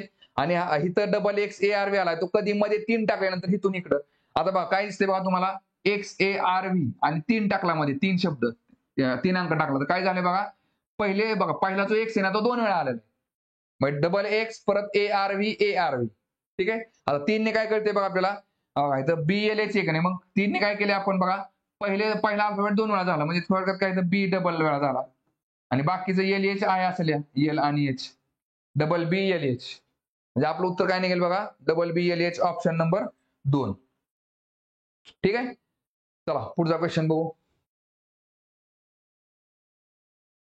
बघा लाईन बघा, डाटा इंटरप्रिटेशन वरती क्वेश्चन आहे. काय दिले बघा, रोपांना पाणी देण्यासाठी वापरल्या जाणाऱ्या भांड्यांच्या छिद्राची प्रतिमा सोबतच्या आकृतीत दर्शवली आहे. भांड्यात पाणी भरून ते रोपांवर टांगले जाते. त्या भांड्याच्या तळाला छिद्र असते व त्यातून स्थिर गतीने पाणी गळत राहते. भांडे पाण्याने पूर्ण भरलेले असता. या प्रक्रियेचे निरीक्षण करणाऱ्या 4 मुलांनी वेळ जाता जाता भांड्यातील पाण्याची खोली कशी बदलत जाते हे दाखवणारे आलेख काढले आहेत. दिलेली माहिती उत्तम प्रकारे प्रतिरूपित करणारा आलेख निवडा. बघा आता लक्षात घ्या, इथे काय दिले बघा, एक भांड दिलेले, त्या भांड्यामध्ये पाणी भरलं आणि त्याला काय केलं, इथं छिद्र पाडले. मग ह्या छिद्रातनं काय होते बघा, पाणी पडते कशावरती, तर झाडांवरती. ठीक आहे. आणि काय केले, 4 मुलांनी त्या भांड्याचं निरीक्षण केलं की बाबा त्याची खोली कशी कशी कमी जाते, त्याचा आलेख काढलाय त्यांनी. बघा आता आलेखामध्ये काय असं लक्षात घ्या, ही आलेख म्हणजे काय डायग्राम नसते, लक्षात घ्या. आलेख म्हणजे काय, खाली काय दिले तुम्हाला वेळ आणि उभा काय दिले खोलीचं. बरोबर आहे का नाही? बघा मग आता इथून इथपर्यंत जर आपण बघितलं, त्रिकोण दिसतोय. बरोबर आहे का? त्रिकोण दिसतोय. आणि बघा खोली कुठनं कमी होणार आहे, वरनं खोली कमी होणार आहे, कारण छिद्र खाली आहे. येते लक्षामध्ये, छिद्र खाली आहे, त्यामुळे वरनं खोली कमी कमी कमी होत जाणार आहे. आता मला सांगा, इथून हा त्रिकोण असल्यामुळे काय येते बघा, लक्षात घ्या. बघा आता समजा आता इथून एवढं पाणी, समजा इथून इथपर्यंत जर 1 लिटर बसत असेल एवढ्या मोठ्या अंतरामध्ये, तर इथं बघा इथनं अंतर वाढलेले, त्याच्यामध्ये 1 लिटर पाणी बसत असेल, एक अंदाज येते लक्षामध्ये. बघा कारण वरती कसं आहे बघा, बघा उंची जास्त आहे पण रुंदी कमी आहे. मग ह्याच्या इथून इथपर्यंत जर समजा 1 लिटर पाणी बसत असेल ना, तर इथून एवढ्या एवढ्या छोट्याशा एरियामध्ये 1 लिटर पाणी बसेल का, कारण रुंदी जास्त आहे. म्हणजे कसं असतं लक्षात घ्या. आता बघा आलेख कुठला निघेल बघा, आता इथून बघा हा जर त्रिकोण आपण पकडला सेम तात्पुरतं वरची, तर काय निघेल बघा, एका ह्याच्यानुसार काय निघेल, तर बघा इथनं इथपर्यंत खोली काय निघेल, थोडक्यात एवढं जर पकडलं आपण तर फास्ट निघेल, कुठल्यापेक्षा इथून इथल्यापेक्षा. परत ह्याच्यापेक्षा पण जास्त इकडे बघ, इथं जेवढा वेळ लागला ना तिथं बघा, इथं समजा जेवढा वेळ लागला ना तेवढा वेळ इथं एवढ्यामध्ये कमी वेळ जास्त वेळ लागेल, परत ह्याच्यापेक्षा जास्त वेळ इथं लागेल. येते लक्षामध्ये.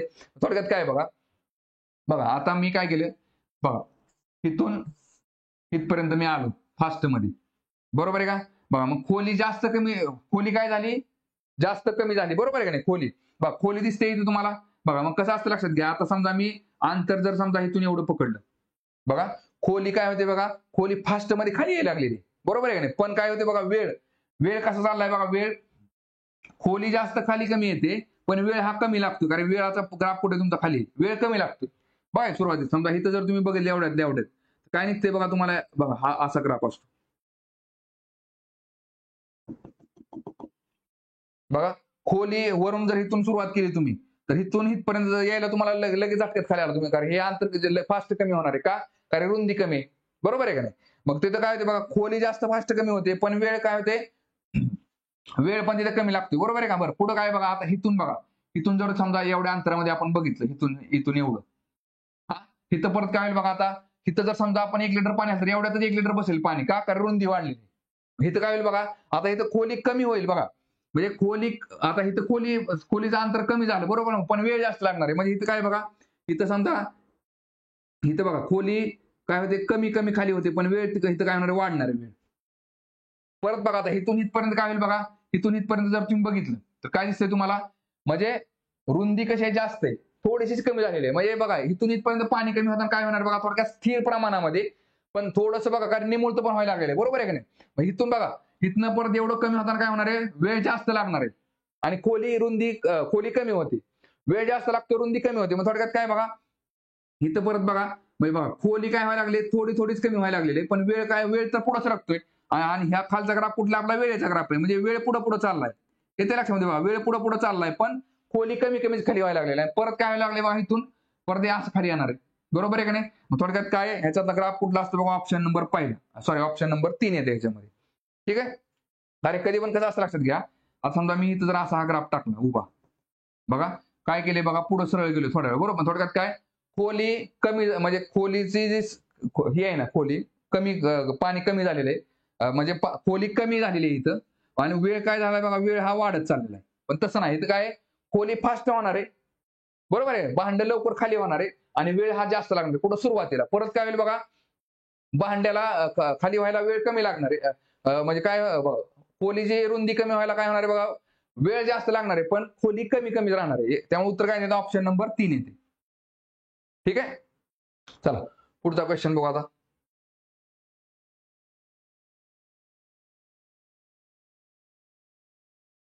बघा असा मोठा प्रश्न आला, काय करा, सुरुवातीला प्रश्न वाचून घ्यायचा. काय दिले बघा प्रश्नामध्ये, बघा वरील युक्तिवाद वापरलेल्या अनुमान प्रक्रियेच्या सर्वात जास्त सादृश्य असलेली एक युक्तिवाद निवडा. बघा अनुमान प्रक्रिये सर्वात जास्त सादृश्य म्हणजे याचा अर्थ काय असतो बघा.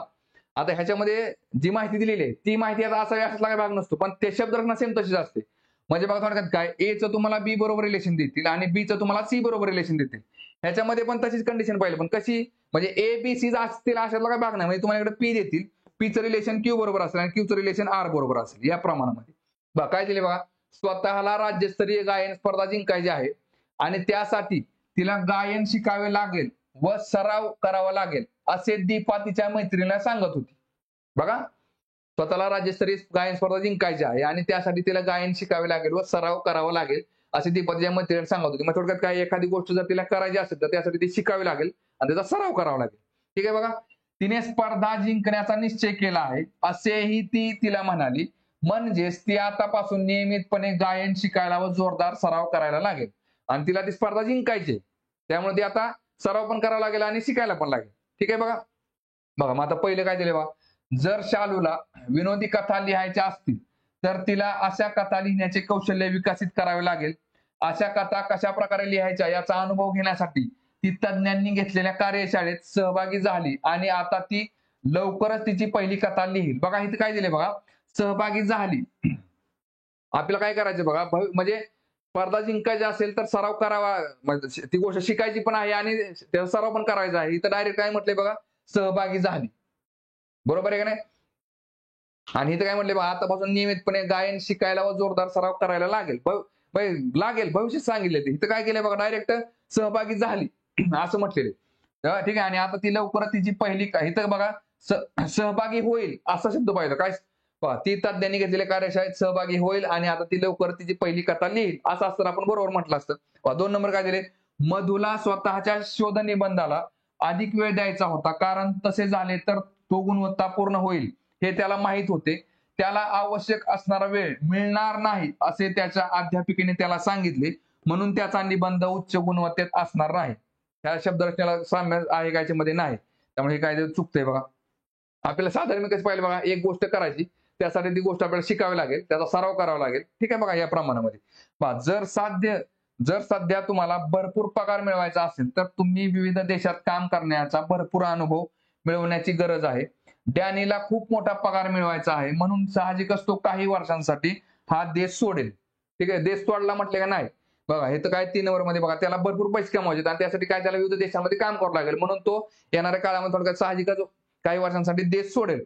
ह्याच्यासारखी साधर्म्य आहे का, तर आहे.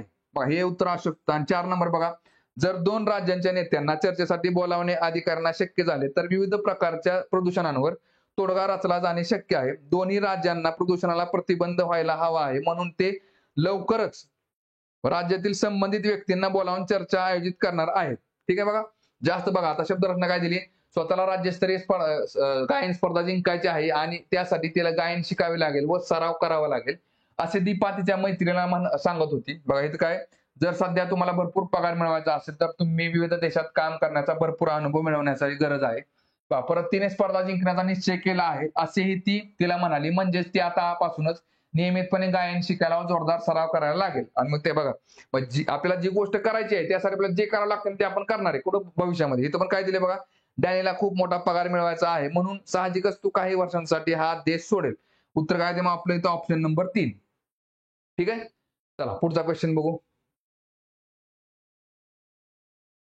बर, कोडिंग डिकोडिंग चॅप्टरवरचा क्वेश्चन आहे. काय दिले व्हायच्यामध्ये, जर एका सांकेतिक भाषेत बॉम्बेला MYMYMY असे लिहितात तर त्याच सांकेतिक भाषेत तमिळनाडूला कसे लिहाल. बघा याच्यामध्ये काय केले बघा, सुरू 3 बघा, बॉम्बेमध्ये बघा 3 नंबरचा अल्फाबेट काय एम आहे आणि परत परत BAY, परत 3 नंबरचं वाक्य, मग 6 नंबरचं वाक्य कुठलंही वाय, मग 3-3-3-6 या प्रकारचे त्यांनी अल्फाबेट घेतले. बघा MY. आता तमिळनाडूमध्ये काय निघेल बघा, 3 नंबरचं वाक्य कुठलं एम, परत बघा 6 नंबरचं एक बघा 4-5-6 एन आला, परत 1-2-3 इथं कुठला आला यू आला. मग 3-3 अल्फाबेटने पुढे आपल्याला काय करायचं, अल्फाबेट निवडायचं. बघा तमिळनाडूला बघा इथं काय केलं, हा 3 नंबरचं घेतलं, 6 नंबरचं घेतलं, 9 नंबरचं घेतलं. इथं काय केलं आपण 3 नंबर आणि 6 नंबर घेतले. ठीक आहे बघा, या प्रकारचे आपण निवडले. बघा MNU म्हणजे काय निघेल बघा उत्तर आपल्या इकडं किती अल्फाबेट येते एकूण बघा, 1 2 3 4 5 6 7 8 9 आहेत ना. मग इकडे बघा MNU आणि MNU ऑप्शन नंबर काय ते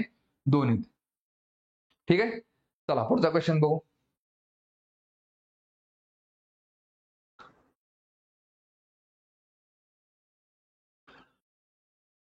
बघा काय दिले बा प्रश्नामध्ये, आंतरजाल बँकेसाठी जीतचा परवली संकेत 6 वेगवेगळा अंक वापरून रचला आहे. या संकेताचा पहिला अंक 6, एकूण 6 अंक आहेत, 1 2 3 4 5 6. पहिला अंक किती झाला बघा 6 झाला. तिसरा अंक बघा कुठला आहे 5 आहे. तिसरा अंक झाला 5 आणि पाचवा अंक 2 आहे. बघा 1 2 3 4 5, पाचवा अंक 2 आहे. जर दुसऱ्या व तिसऱ्या अंकाच्या मध्ये गुणाकार चिन्ह आहे, बघा दुसऱ्या आणि तिसऱ्याच्या मध्ये, दुसऱ्या आणि तिसऱ्याच्या मध्ये काय गुणाकारात चिन्ह आहे.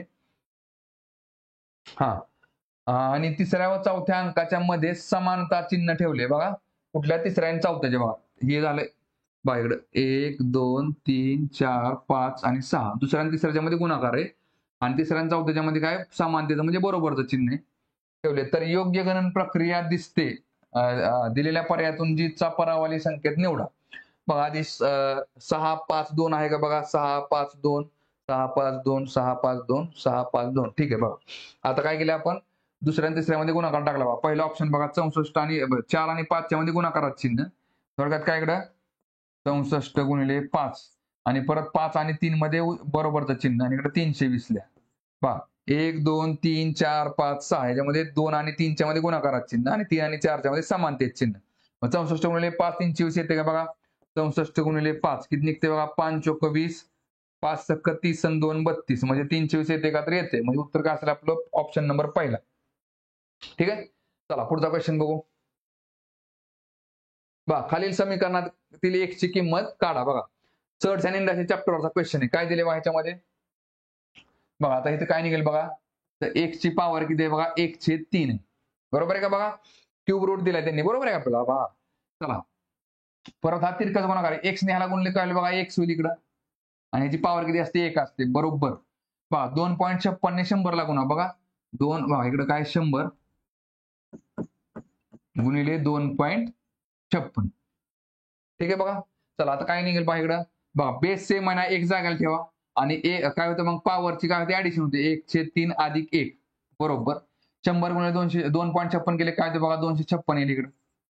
चला काहीच निघते बघा, मग 3 1 3 अधिक 1 मग 4/3, x ची पॉवर 4/3 बरोबर काय ते 256. ठीक आहे बघा, आता एक जागेला ठेवा आणि ह्याची पॉवर इकडे बरोबर त्या पलीकडे टाक. काय होईल बघा 256 आणि पॉवर काय होते बघा उलटी होते. मग इकडे काय होईल बघा 3/4 होईल 256.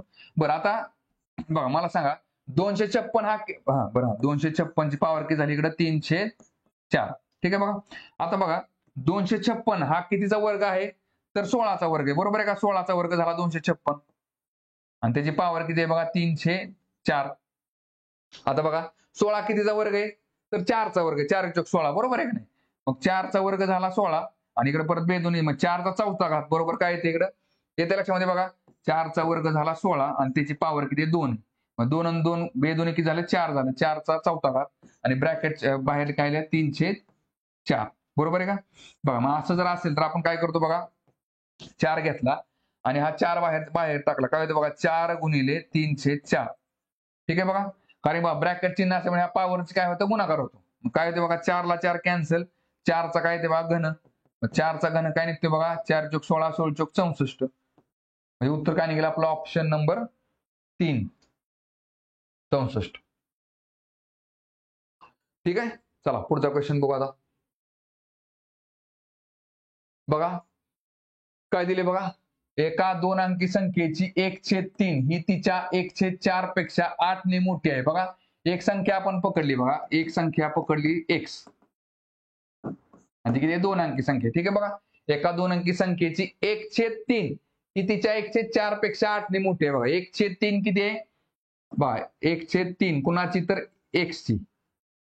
थोडक्यात काय 1/3 बघा 1/3 किती आहे तर 1/4 पेक्षा 1/4 मग थोडक्यात काय 1/4 पेक्षा 8 ने मोठी. थोडक्यात काय 1/3 ची व्हॅल्यू किती आहे बघा 1/4 पेक्षा 8 ने जास्त आहे. ठीक आहे बघा हा बरं आता काय निघेल बघा मग काय नाही इकडे 1/4 बरोबर चालेल ना काय बघा 1/3 वजा 1/4 बरोबर 8. मग काय तिरकस गुणाकार बघा 4 × x किती झाले 4x वजा 3 × x किती झाले बघा 3x छेद 3 × 12 बरोबर किती आले इकडे 8. बघा आता 4x मधनं 3x गेली खाली राहिले x आणि हा 12 बरोबरच्या पर्यंत गेला काय होते बघा इकडे 8 × 12 म्हणजे 12 किती येते बघा 96. बरं आपल्याला विचारले काय त्यांनी तर त्या संख्येतील अंकांची बेरीज किती बघा 96 मधल्या अंकांची बेरीज किती झाली बघा 9 6 15 म्हणजे उत्तर का बघा इथं काय ते 9 आणि 6 ची बेरीज किती निघते 15 ऑप्शन नंबर 4. ठीक आहे चला पुढचा क्वेश्चन बघू आता. बरं अपूर्णांक चॅप्टरवरचा क्वेश्चन आहे काय दिले बघा जर 1/4 1/3 3/5 7/8 आणि 5/9 हे अपूर्णांक चढत्या क्रमाने लावले तर पहिल्या व शेवटच्या अपूर्णांकाची बेरीज किती. बरं आता ह्याच्यातला सगळ्यात मोठा कुठला सगळ्यात लहान कुठला ते काढावं लागेल आपल्याला. बघा आता इथे काय दिले बघा 1/4 1/3 3/5 7/8 आणि 5/9 बरोबर आहे का. बघा आता हा प्रश्न कसा सॉल्व्ह करायचा अंश आणि छेदातला गॅप लय मोठा आहे का नाही. बघा 1 आणि 4 मध्ये कितीचा गॅप आहे 1 आणि 4 मध्ये 3चा गॅप आहे. बघा परत 1 आणि 3 मध्ये 2चा गॅप आहे. पहा परत 3 आणि 5 मध्ये परत 3 आणि 2 5 2चा गॅप आहे. 7 आणि 8 मध्ये 1चा गॅप आहे आणि 5 आणि 9 मध्ये 4चा गॅप आहे. बरोबर आहे का. बघा मग आता काय करायचं 3 2 2 1 4 थोडक्यात काय 3 2 आणि 4 ह्याचा लसावी किती असतो बघा 12 असतो. 3 2 आणि 4चा लसावी झाला 12. मग थोडक्यात काय बघा 3 × 4 केले काय ते इकडे 12 येते. 2 × 6 केले की इथं बरोबर 12 येते. 2 × परत 6 केले की इथं 12 येते. परत 1 × 12 केले की इकडे 12 येते आणि 4 × 3 केले की 12 येते. बरोबर का सगळ्यांचा लसावी किती आला 12. मला सांगा इथं 4 ने गुणलेला ह्याच्या अंशाला पण 4 ने गुणा 1 ला किती ने गुणायचं 4 ने गुणायचं. ठीक आहे इथं 1 × 4 किती आलं 4 आलं. परत बघा इथं 6 ने गुणलेला ह्या 1 ला 6 ने गुणा इथं किती आलं 1 × 6 6 आलं. परत बघा इथं 2 ला 6 ने गुणले मग इथं 3 ला पण 6 ने गुणा. थांबा हा इथं 2 ला 6 ने गुणले इथं 3 ला 6 ने गुणा किती येते 3 6 18 येते. परत बघा इथं 1 ला 12 ने गुणले मग 7 ला पण 12 ने गुणा 12 7 84. इथं परत 4 ला 3 ने गुणले मग 5 ला पण 3 ने गुणा 5 त्रिका 15. बरोबर आहे का बघा 4 ने गुणले इथं 6 ने गुणलं इथं परत 1 × 6 6 इथं 6 ने गुणले 3 6 18 12 म्हणजे 12 7 84 इथं 3 ने गुणले 5 त्रिक 15. मग विचारलं काय पहिल्या व शेवटच्या अपूर्णांकाची बेरीज केली. पहिला अपूर्णांक सगळ्यात मोठा अपूर्णांक कुठले 84 वाला संख्या 4 6 18 84 15 आल्या बरोबर आहे का. मग ह्यातली जी संख्या मोठी आहे ना तो अपूर्णांक मोठा असतो. 84 वाला कुठला आहे बघा 7/8 आहे. 7/8 झाला सगळ्यात मोठा आणि सगळ्यात लहान कुठला आहे बघा 4 अंक असतात. म्हणजे थोडक्यात काय 1/4 1/4 यांची काय म्हटले बेरीज किती काय नाही बघा 7/8 हा किती निघते इकडं 4 7 28 अधिक 8 1 8 छेद 8×32 किती निघते बघा इकडे 28 आणि 8 8 आणि 8 16 36 36 छेद 32 काय निघते बघा इकडे मग 4 9 36 4 8 32 बरोबर आहे का 9/8 9/8 ऑप्शन नंबर 3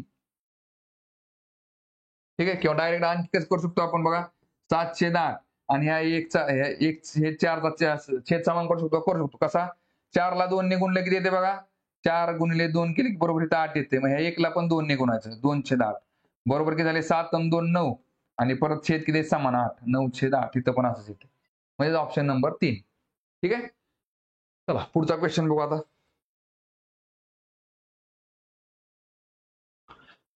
बघा प्रॉफिट लॉस चॅप्टरवरचा क्वेश्चन काय दिले बघा एका दुकानदाराने 15 शर्ट 2340 ला विकल्यावर 60 रुपयाचा तोटा झाला तर प्रत्येक शर्टची खरेदी किंमत किती बघा त्याची विक्री किंमत किती आहे बघा 2340 बरोबर आहे की नाही त्यामुळे त्याला काय झालं 60 रुपयाचा तोटा झाला पण ते 60 रुपये ऍड करा म्हणजे बरोबर काय निघते बघा इकडं थोडक्यात 2400 रुपये त्याची खरेदी किंमत आहे 2400 रुपयाची एकूण शर्ट आहेत बघा 15 शर्ट आहेत त्यांनी विकले की तिला 2340 ला म्हणजे 60 रुपये कमी मध्ये विकल्यामुळे त्याला 60 रुपये तोटा झाला प्रत्येक शर्टची किंमत किती असेल बघा 2400 भागिले किती करायचे 15 किती निघते बघा 5 त्रिक 15 5 चोक 20 5 8 40 परत 3 1 3 16 त्रिक 48 आणि 1 0 म्हणजे 160 रुपये प्रत्येक शर्टची किंमत निघते म्हणजे ऑप्शन नंबर पहिला ठीक आहे चला पुढचा क्वेश्चन बघू बघा समीकरणावरचा क्वेश्चन काय दिले बघा 4 अंगठ्या आणि प्लस 2 बांगड्यांची किंमत किती आहे बघा तर 57,200 रुपये आणि परत 6 अंगठ्या आणि 3 बांगड्या यांची किंमत किती असेल तर बघा आता याच्यामध्ये कसं असतं लक्षात घ्या इथं जर आपण समीकरण सॉल्व्ह करायला तर उत्तर निघत नाही का कारण इथं एका अंगठीची किंमत किती आणि एका बांगडीची किंमत किती तेच माहित नाही पण इथं उत्तर का निघतं लक्षात घ्या बघा अंगठ्या किती प्रमाणात वाढवले तुम्ही 1.5 प्रमाणात मग 4 ची 1.5 पट किती असते 6 असते आणि बांगड्या पण किती प्रमाणात वाढवल्यात बघा 2 ची 1.5 पट किती असते 3 असते बरोबर आहे का हे पण 1.5 पटीत वाढवले आणि हे पण 1.5 पटीत वाढवले याचा अर्थ काय हे तुमचं उत्तर पण कसं येणार आहे बघा 1.5 पटीत वाढणार आहे म्हणजे 57,200 ह्याची 1.5 पट काढायची आपल्याला मग किती निघेल बघा इकडं 57,200 ची काय करा 1.5 पट 1.5 पट काय निघेल बघा 15,00 15 हे 2 शून्य मांडा 15 2 30 तात्पुरता दशांश अपूर्णांक देऊ नका बघा 15 2 30 शून्य आला इकडे 15 7 5 दर्श 105 आणि 3 किती झाले 108 परत 15 5 75 आणि 10 झाले 85 हे दशांश अपूर्णांकाचा 1 शून्य इथे देऊन डॉट देऊन टाका मग किती झाले बघा 85,800 रुपये बरोबर आहे का 85,800 म्हणजे ऑप्शन नंबर पहिला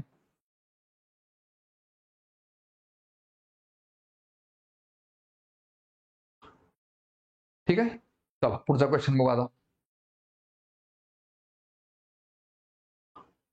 बघा काय दिले बा प्रश्नामध्ये पर्सेंटेज चॅप्टरवरचा क्वेश्चन आहे बघा एका संख्येच्या 31% आणि 13% यांच्यातील फरक 576 आहे तर ती संख्या कोणती बघा आता 31% 31% आणि 13%तला फरक किती आहे बघा इथे टक्केवारीमध्ये किती फरक असेल बघा 8 आणि 3 11 2 आणि 1 गेले 1 18% बरोबर आहे का 18% फरक आहे कशामध्ये टक्केवारीमध्ये पण संख्यामध्ये किती आहे बघा तर 576 विचारले का तर ती संख्या कुठली म्हणजे संख्या कुठली असते आपली 100% 18% म्हणजे 576 तर 100% म्हणजे किती काय तिरकस गुणाकार करायचा इथं काय निघेल बघा x गुणिले 18 बरोबर 100 गुणिले 576 100 गुणिले 576 बघा एक जागायला ठेवा ना 18 बरोबरच्या पलीकडे टाका म्हणजे काय होईल 100 गुणिले 576 भागिले 18 चला किती निघते बघा 9 दुने 18 9 सक्क 54 बघा मी डायरेक्ट 9 ने का भाग घालवला बघा 8 आणि 1 9 9 ला 18 ला 2 ने भाग जाणार आहे आणि परत बघा 5 आणि 7 12 12 आणि 6 18 18 ला 9 ने भाग जातो 9 ने ह्या दोन्ही संख्यांना भाग जातो बघा 9 दुने 18 9 सक्क 54 आणि 3 57 9 चोक 36 परत बे एक बे बे त्रिक 6 बे दुनी 4 म्हणजे 32 गुणिले 100 किती झाले बघा 32 वरती 2 शून्य म्हणजे 3200 म्हणजे ऑप्शन नंबर पहिला ठीक आहे चला पुढचा क्वेश्चन बघू परत तुमचा सर्च अँड इंडस्ट्री चॅप्टरवरचा क्वेश्चन आहे काय दिले बघा खालील संख्येचा गुणाकार व्यस्त सांगा गुणाकार व्यस्त म्हटलं म्हणजे उत्तर काढायचं आधी ते फक्त उलट करायचं बघा काय दिसतंय तुम्हाला इकडं 16/81 ना आता इथं मायनस दिसते बरोबर आहे का मग हे प्लस करायचं काय करायचं उलट करायचं फक्त 81/16 उलट केलं आपण, हे काय झालं मग प्लस मध्ये 3/4 आलं, मायनस निघून गेला. ठीक आहे बघा. चला मग काय निघते आता इथे पुढं बघा. आता 81 हा कितीचा चौथा घात आहे बघा, 3चा चौथा घात. 3 त्रिक 9, 9 त्रिक 27, 27 त्रिक 81. 3चा चौथा घात काय 81 छेद 16 कितीचा चौथा घात आहे बघा 2चा, 2 दुनी 4, 4 दुनी 8, 8 दुनी 16. 2चा चौथा घात काय झाला परत, हा ब्रॅकेट काय इकडे ब्रॅकेटचा पॉवर किती आली 3/4 आली. थोडक्यात हे कसं आहे बघा मग 3/2 आणि ह्याचा पॉवर किती आली इकडे 4 आली आणि ह्याची पॉवर किती आहे 3/4. आता बघा ह्या पॉवरची काय होते बघा गुणाकार होऊन जातो. गुणाकार कसा होईल बघा इकडं 3/2 आणि पॉवरला बाहेर काय निघेल 4 गुणिले 3/4. बघा आता इथे 4 ला 4 काय होईल कॅन्सल होऊन जाईल. पॉवर किती राहिले 3 राहिले बघा 3/2 आणि त्याची पॉवर किती आहे 3 आहे. बघा थोडक्यात काय 3चा पण घन किती असेल बघा, 3चा घन किती असेल 3 त्रिक 9, 9 त्रिक 27 आणि 2चा घन किती असेल बघा तर 2 दुनी 4, 4 दुनी 8, 27/8. पण तुम्ही म्हणताल सर 27/8 नाही का, तुम्हाला काय म्हटलंय गुणाकार व्यस्त. गुणाकार व्यस्त म्हटल्यावर काय करा फक्त उलट करायचं. काय नाही केलं मग 8/27 ऑप्शन नंबर 3. ठीक आहे. चला पुढचा क्वेश्चन बघू आता.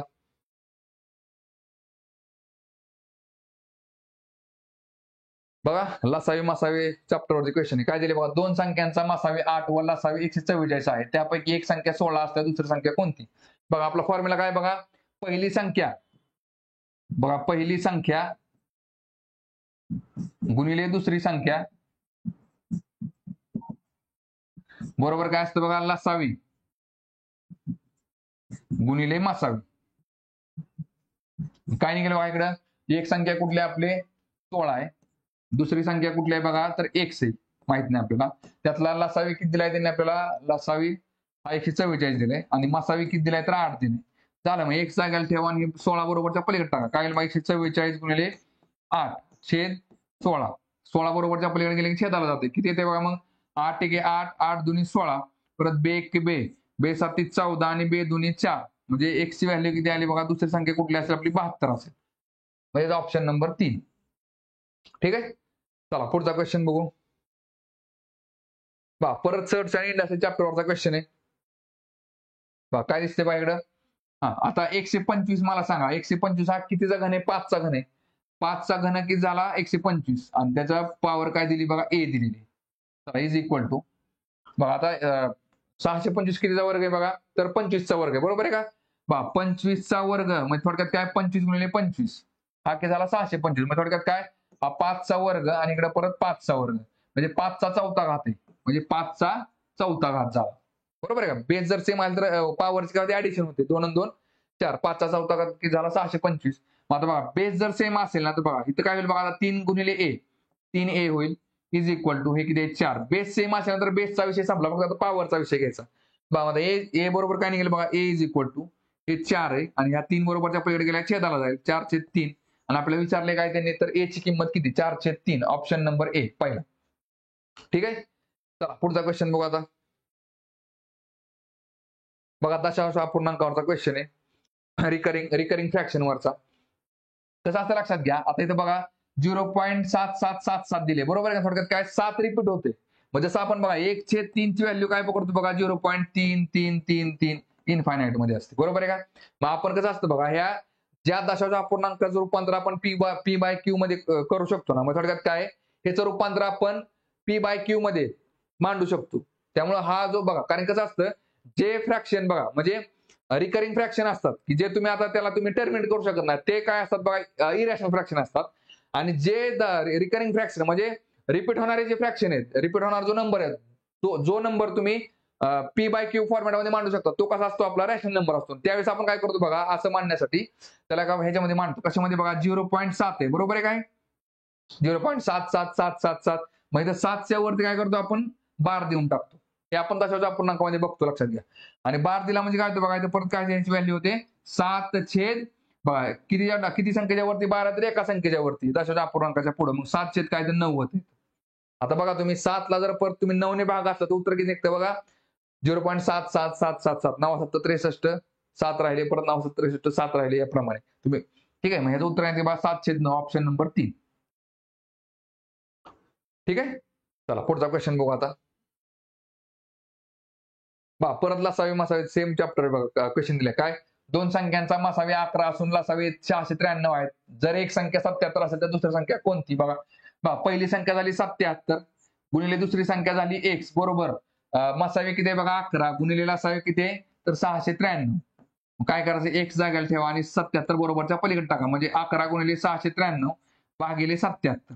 किती निघते बघा 11 1 11 11 7 77 परत 7 1 7 7 9 63 खाली राहिले 7 9 63 खाली किती राहिले 6 राहिले 6 वरती 63 म्हणजे 7 9 63 99 येते.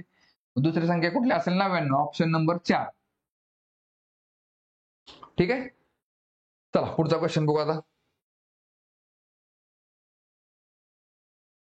बघा स्क्वेअर रूट क्यूब रूट त्या चॅप्टरवरती क्वेश्चन आहे.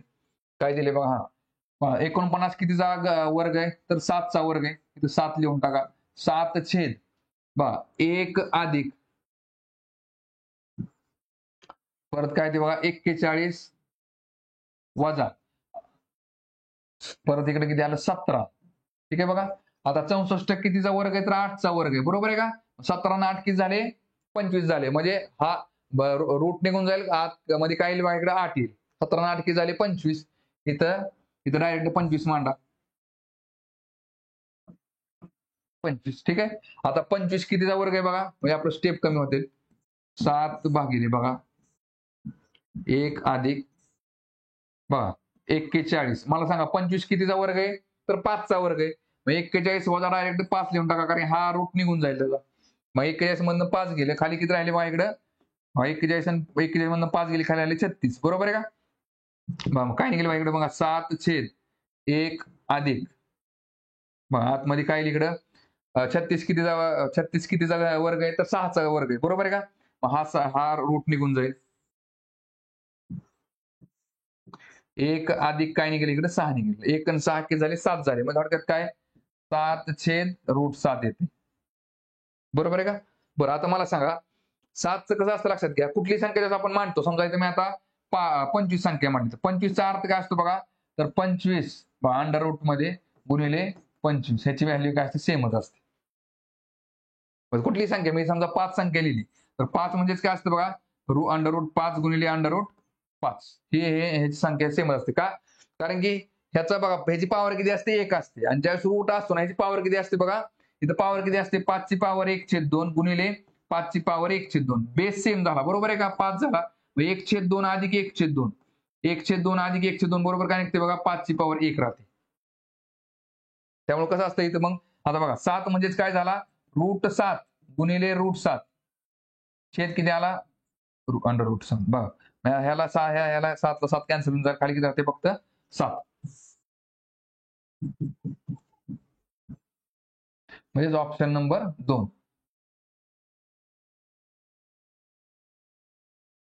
ठीक आहे. चला पुढचा क्वेश्चन बघू आता.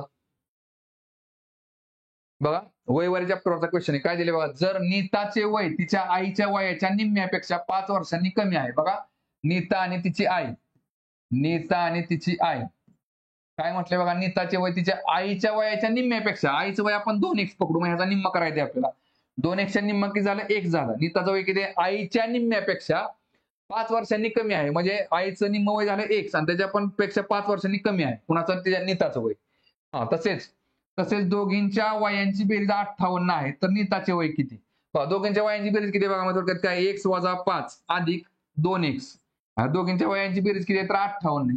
सॉल्व्ह करा मग 2x अधिक x किती झाले 3x वजा 5 बरोबर किती झाले 58. चला मग 3x जागेला ठेवा आणि हा 5 बरोबर वरच्या पलीकडे गेला काय मायनस होईल 58 वजा 5 बरोबर किती झाले इकडं 58 मधनं सॉरी 58 अधिक 5 8 आणि 5 झाले 13 म्हणजे थोडक्यात काय 63 येते.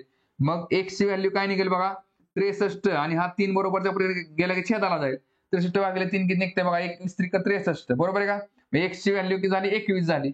बरं मग थोडक्यात काय आईचं x ची व्हॅल्यू आपण विचारलं काय नीताचे वय किती असेल मग 21 वजा 5 बरोबर किती झाले 16 आणि आईचं विचारलं असतं 21 गुणिले 2 बरोबर 42.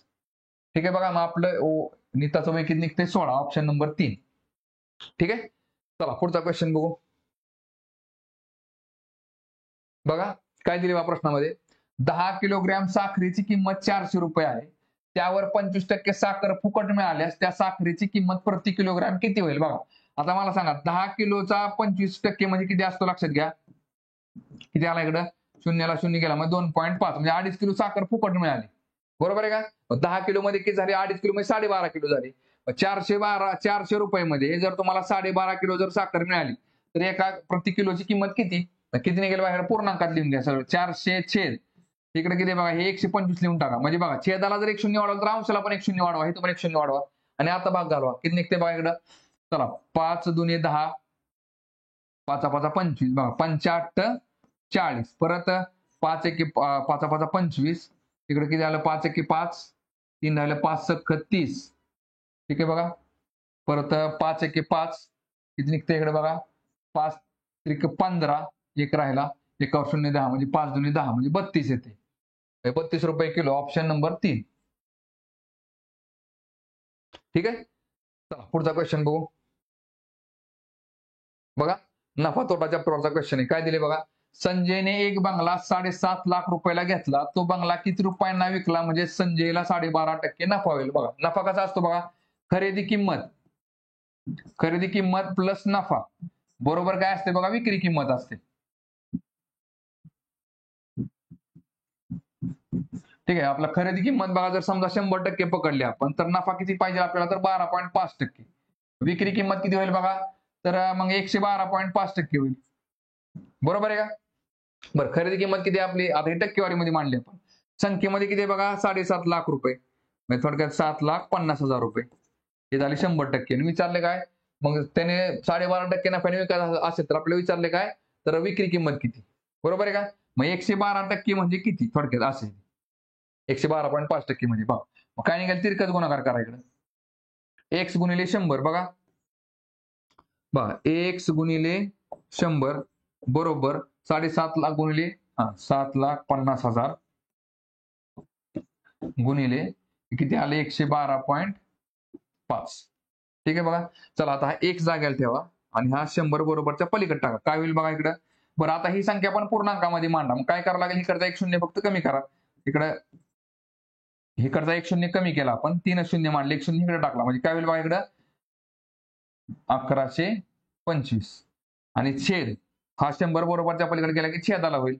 आता भाग घालवा चला ह्या 2 शून्याला हे 2 शून्य गेले मग 750 गुणिले 1125 करा किती निघते बघा 1125 गुणिले 750 तात्पुरते 75 ने गुणा बघा 5 5 25 5 दुने 10 आणि 2 12 5 1 5 आणि 1 6 5 1 5 5 25 5 दुने 10 2 12 5 1 5 आणि 1 6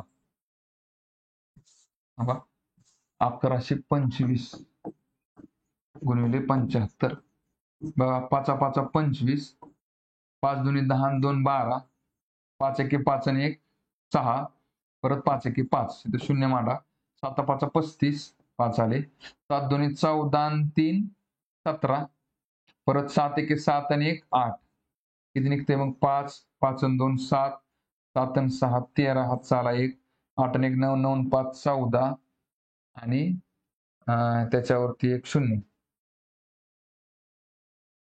थांबा काय तर चुकते आपलं 1125 गुणिले 750 बरोबर आहे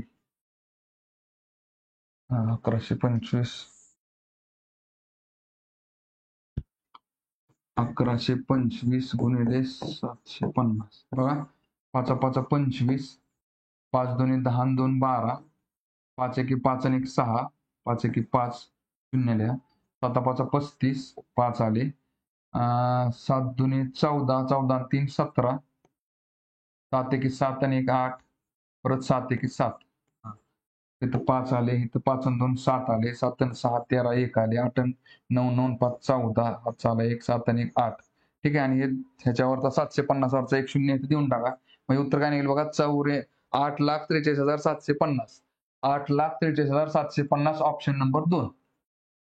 ठीक आहे तर बघा थांबू आता आपण या ठिकाणी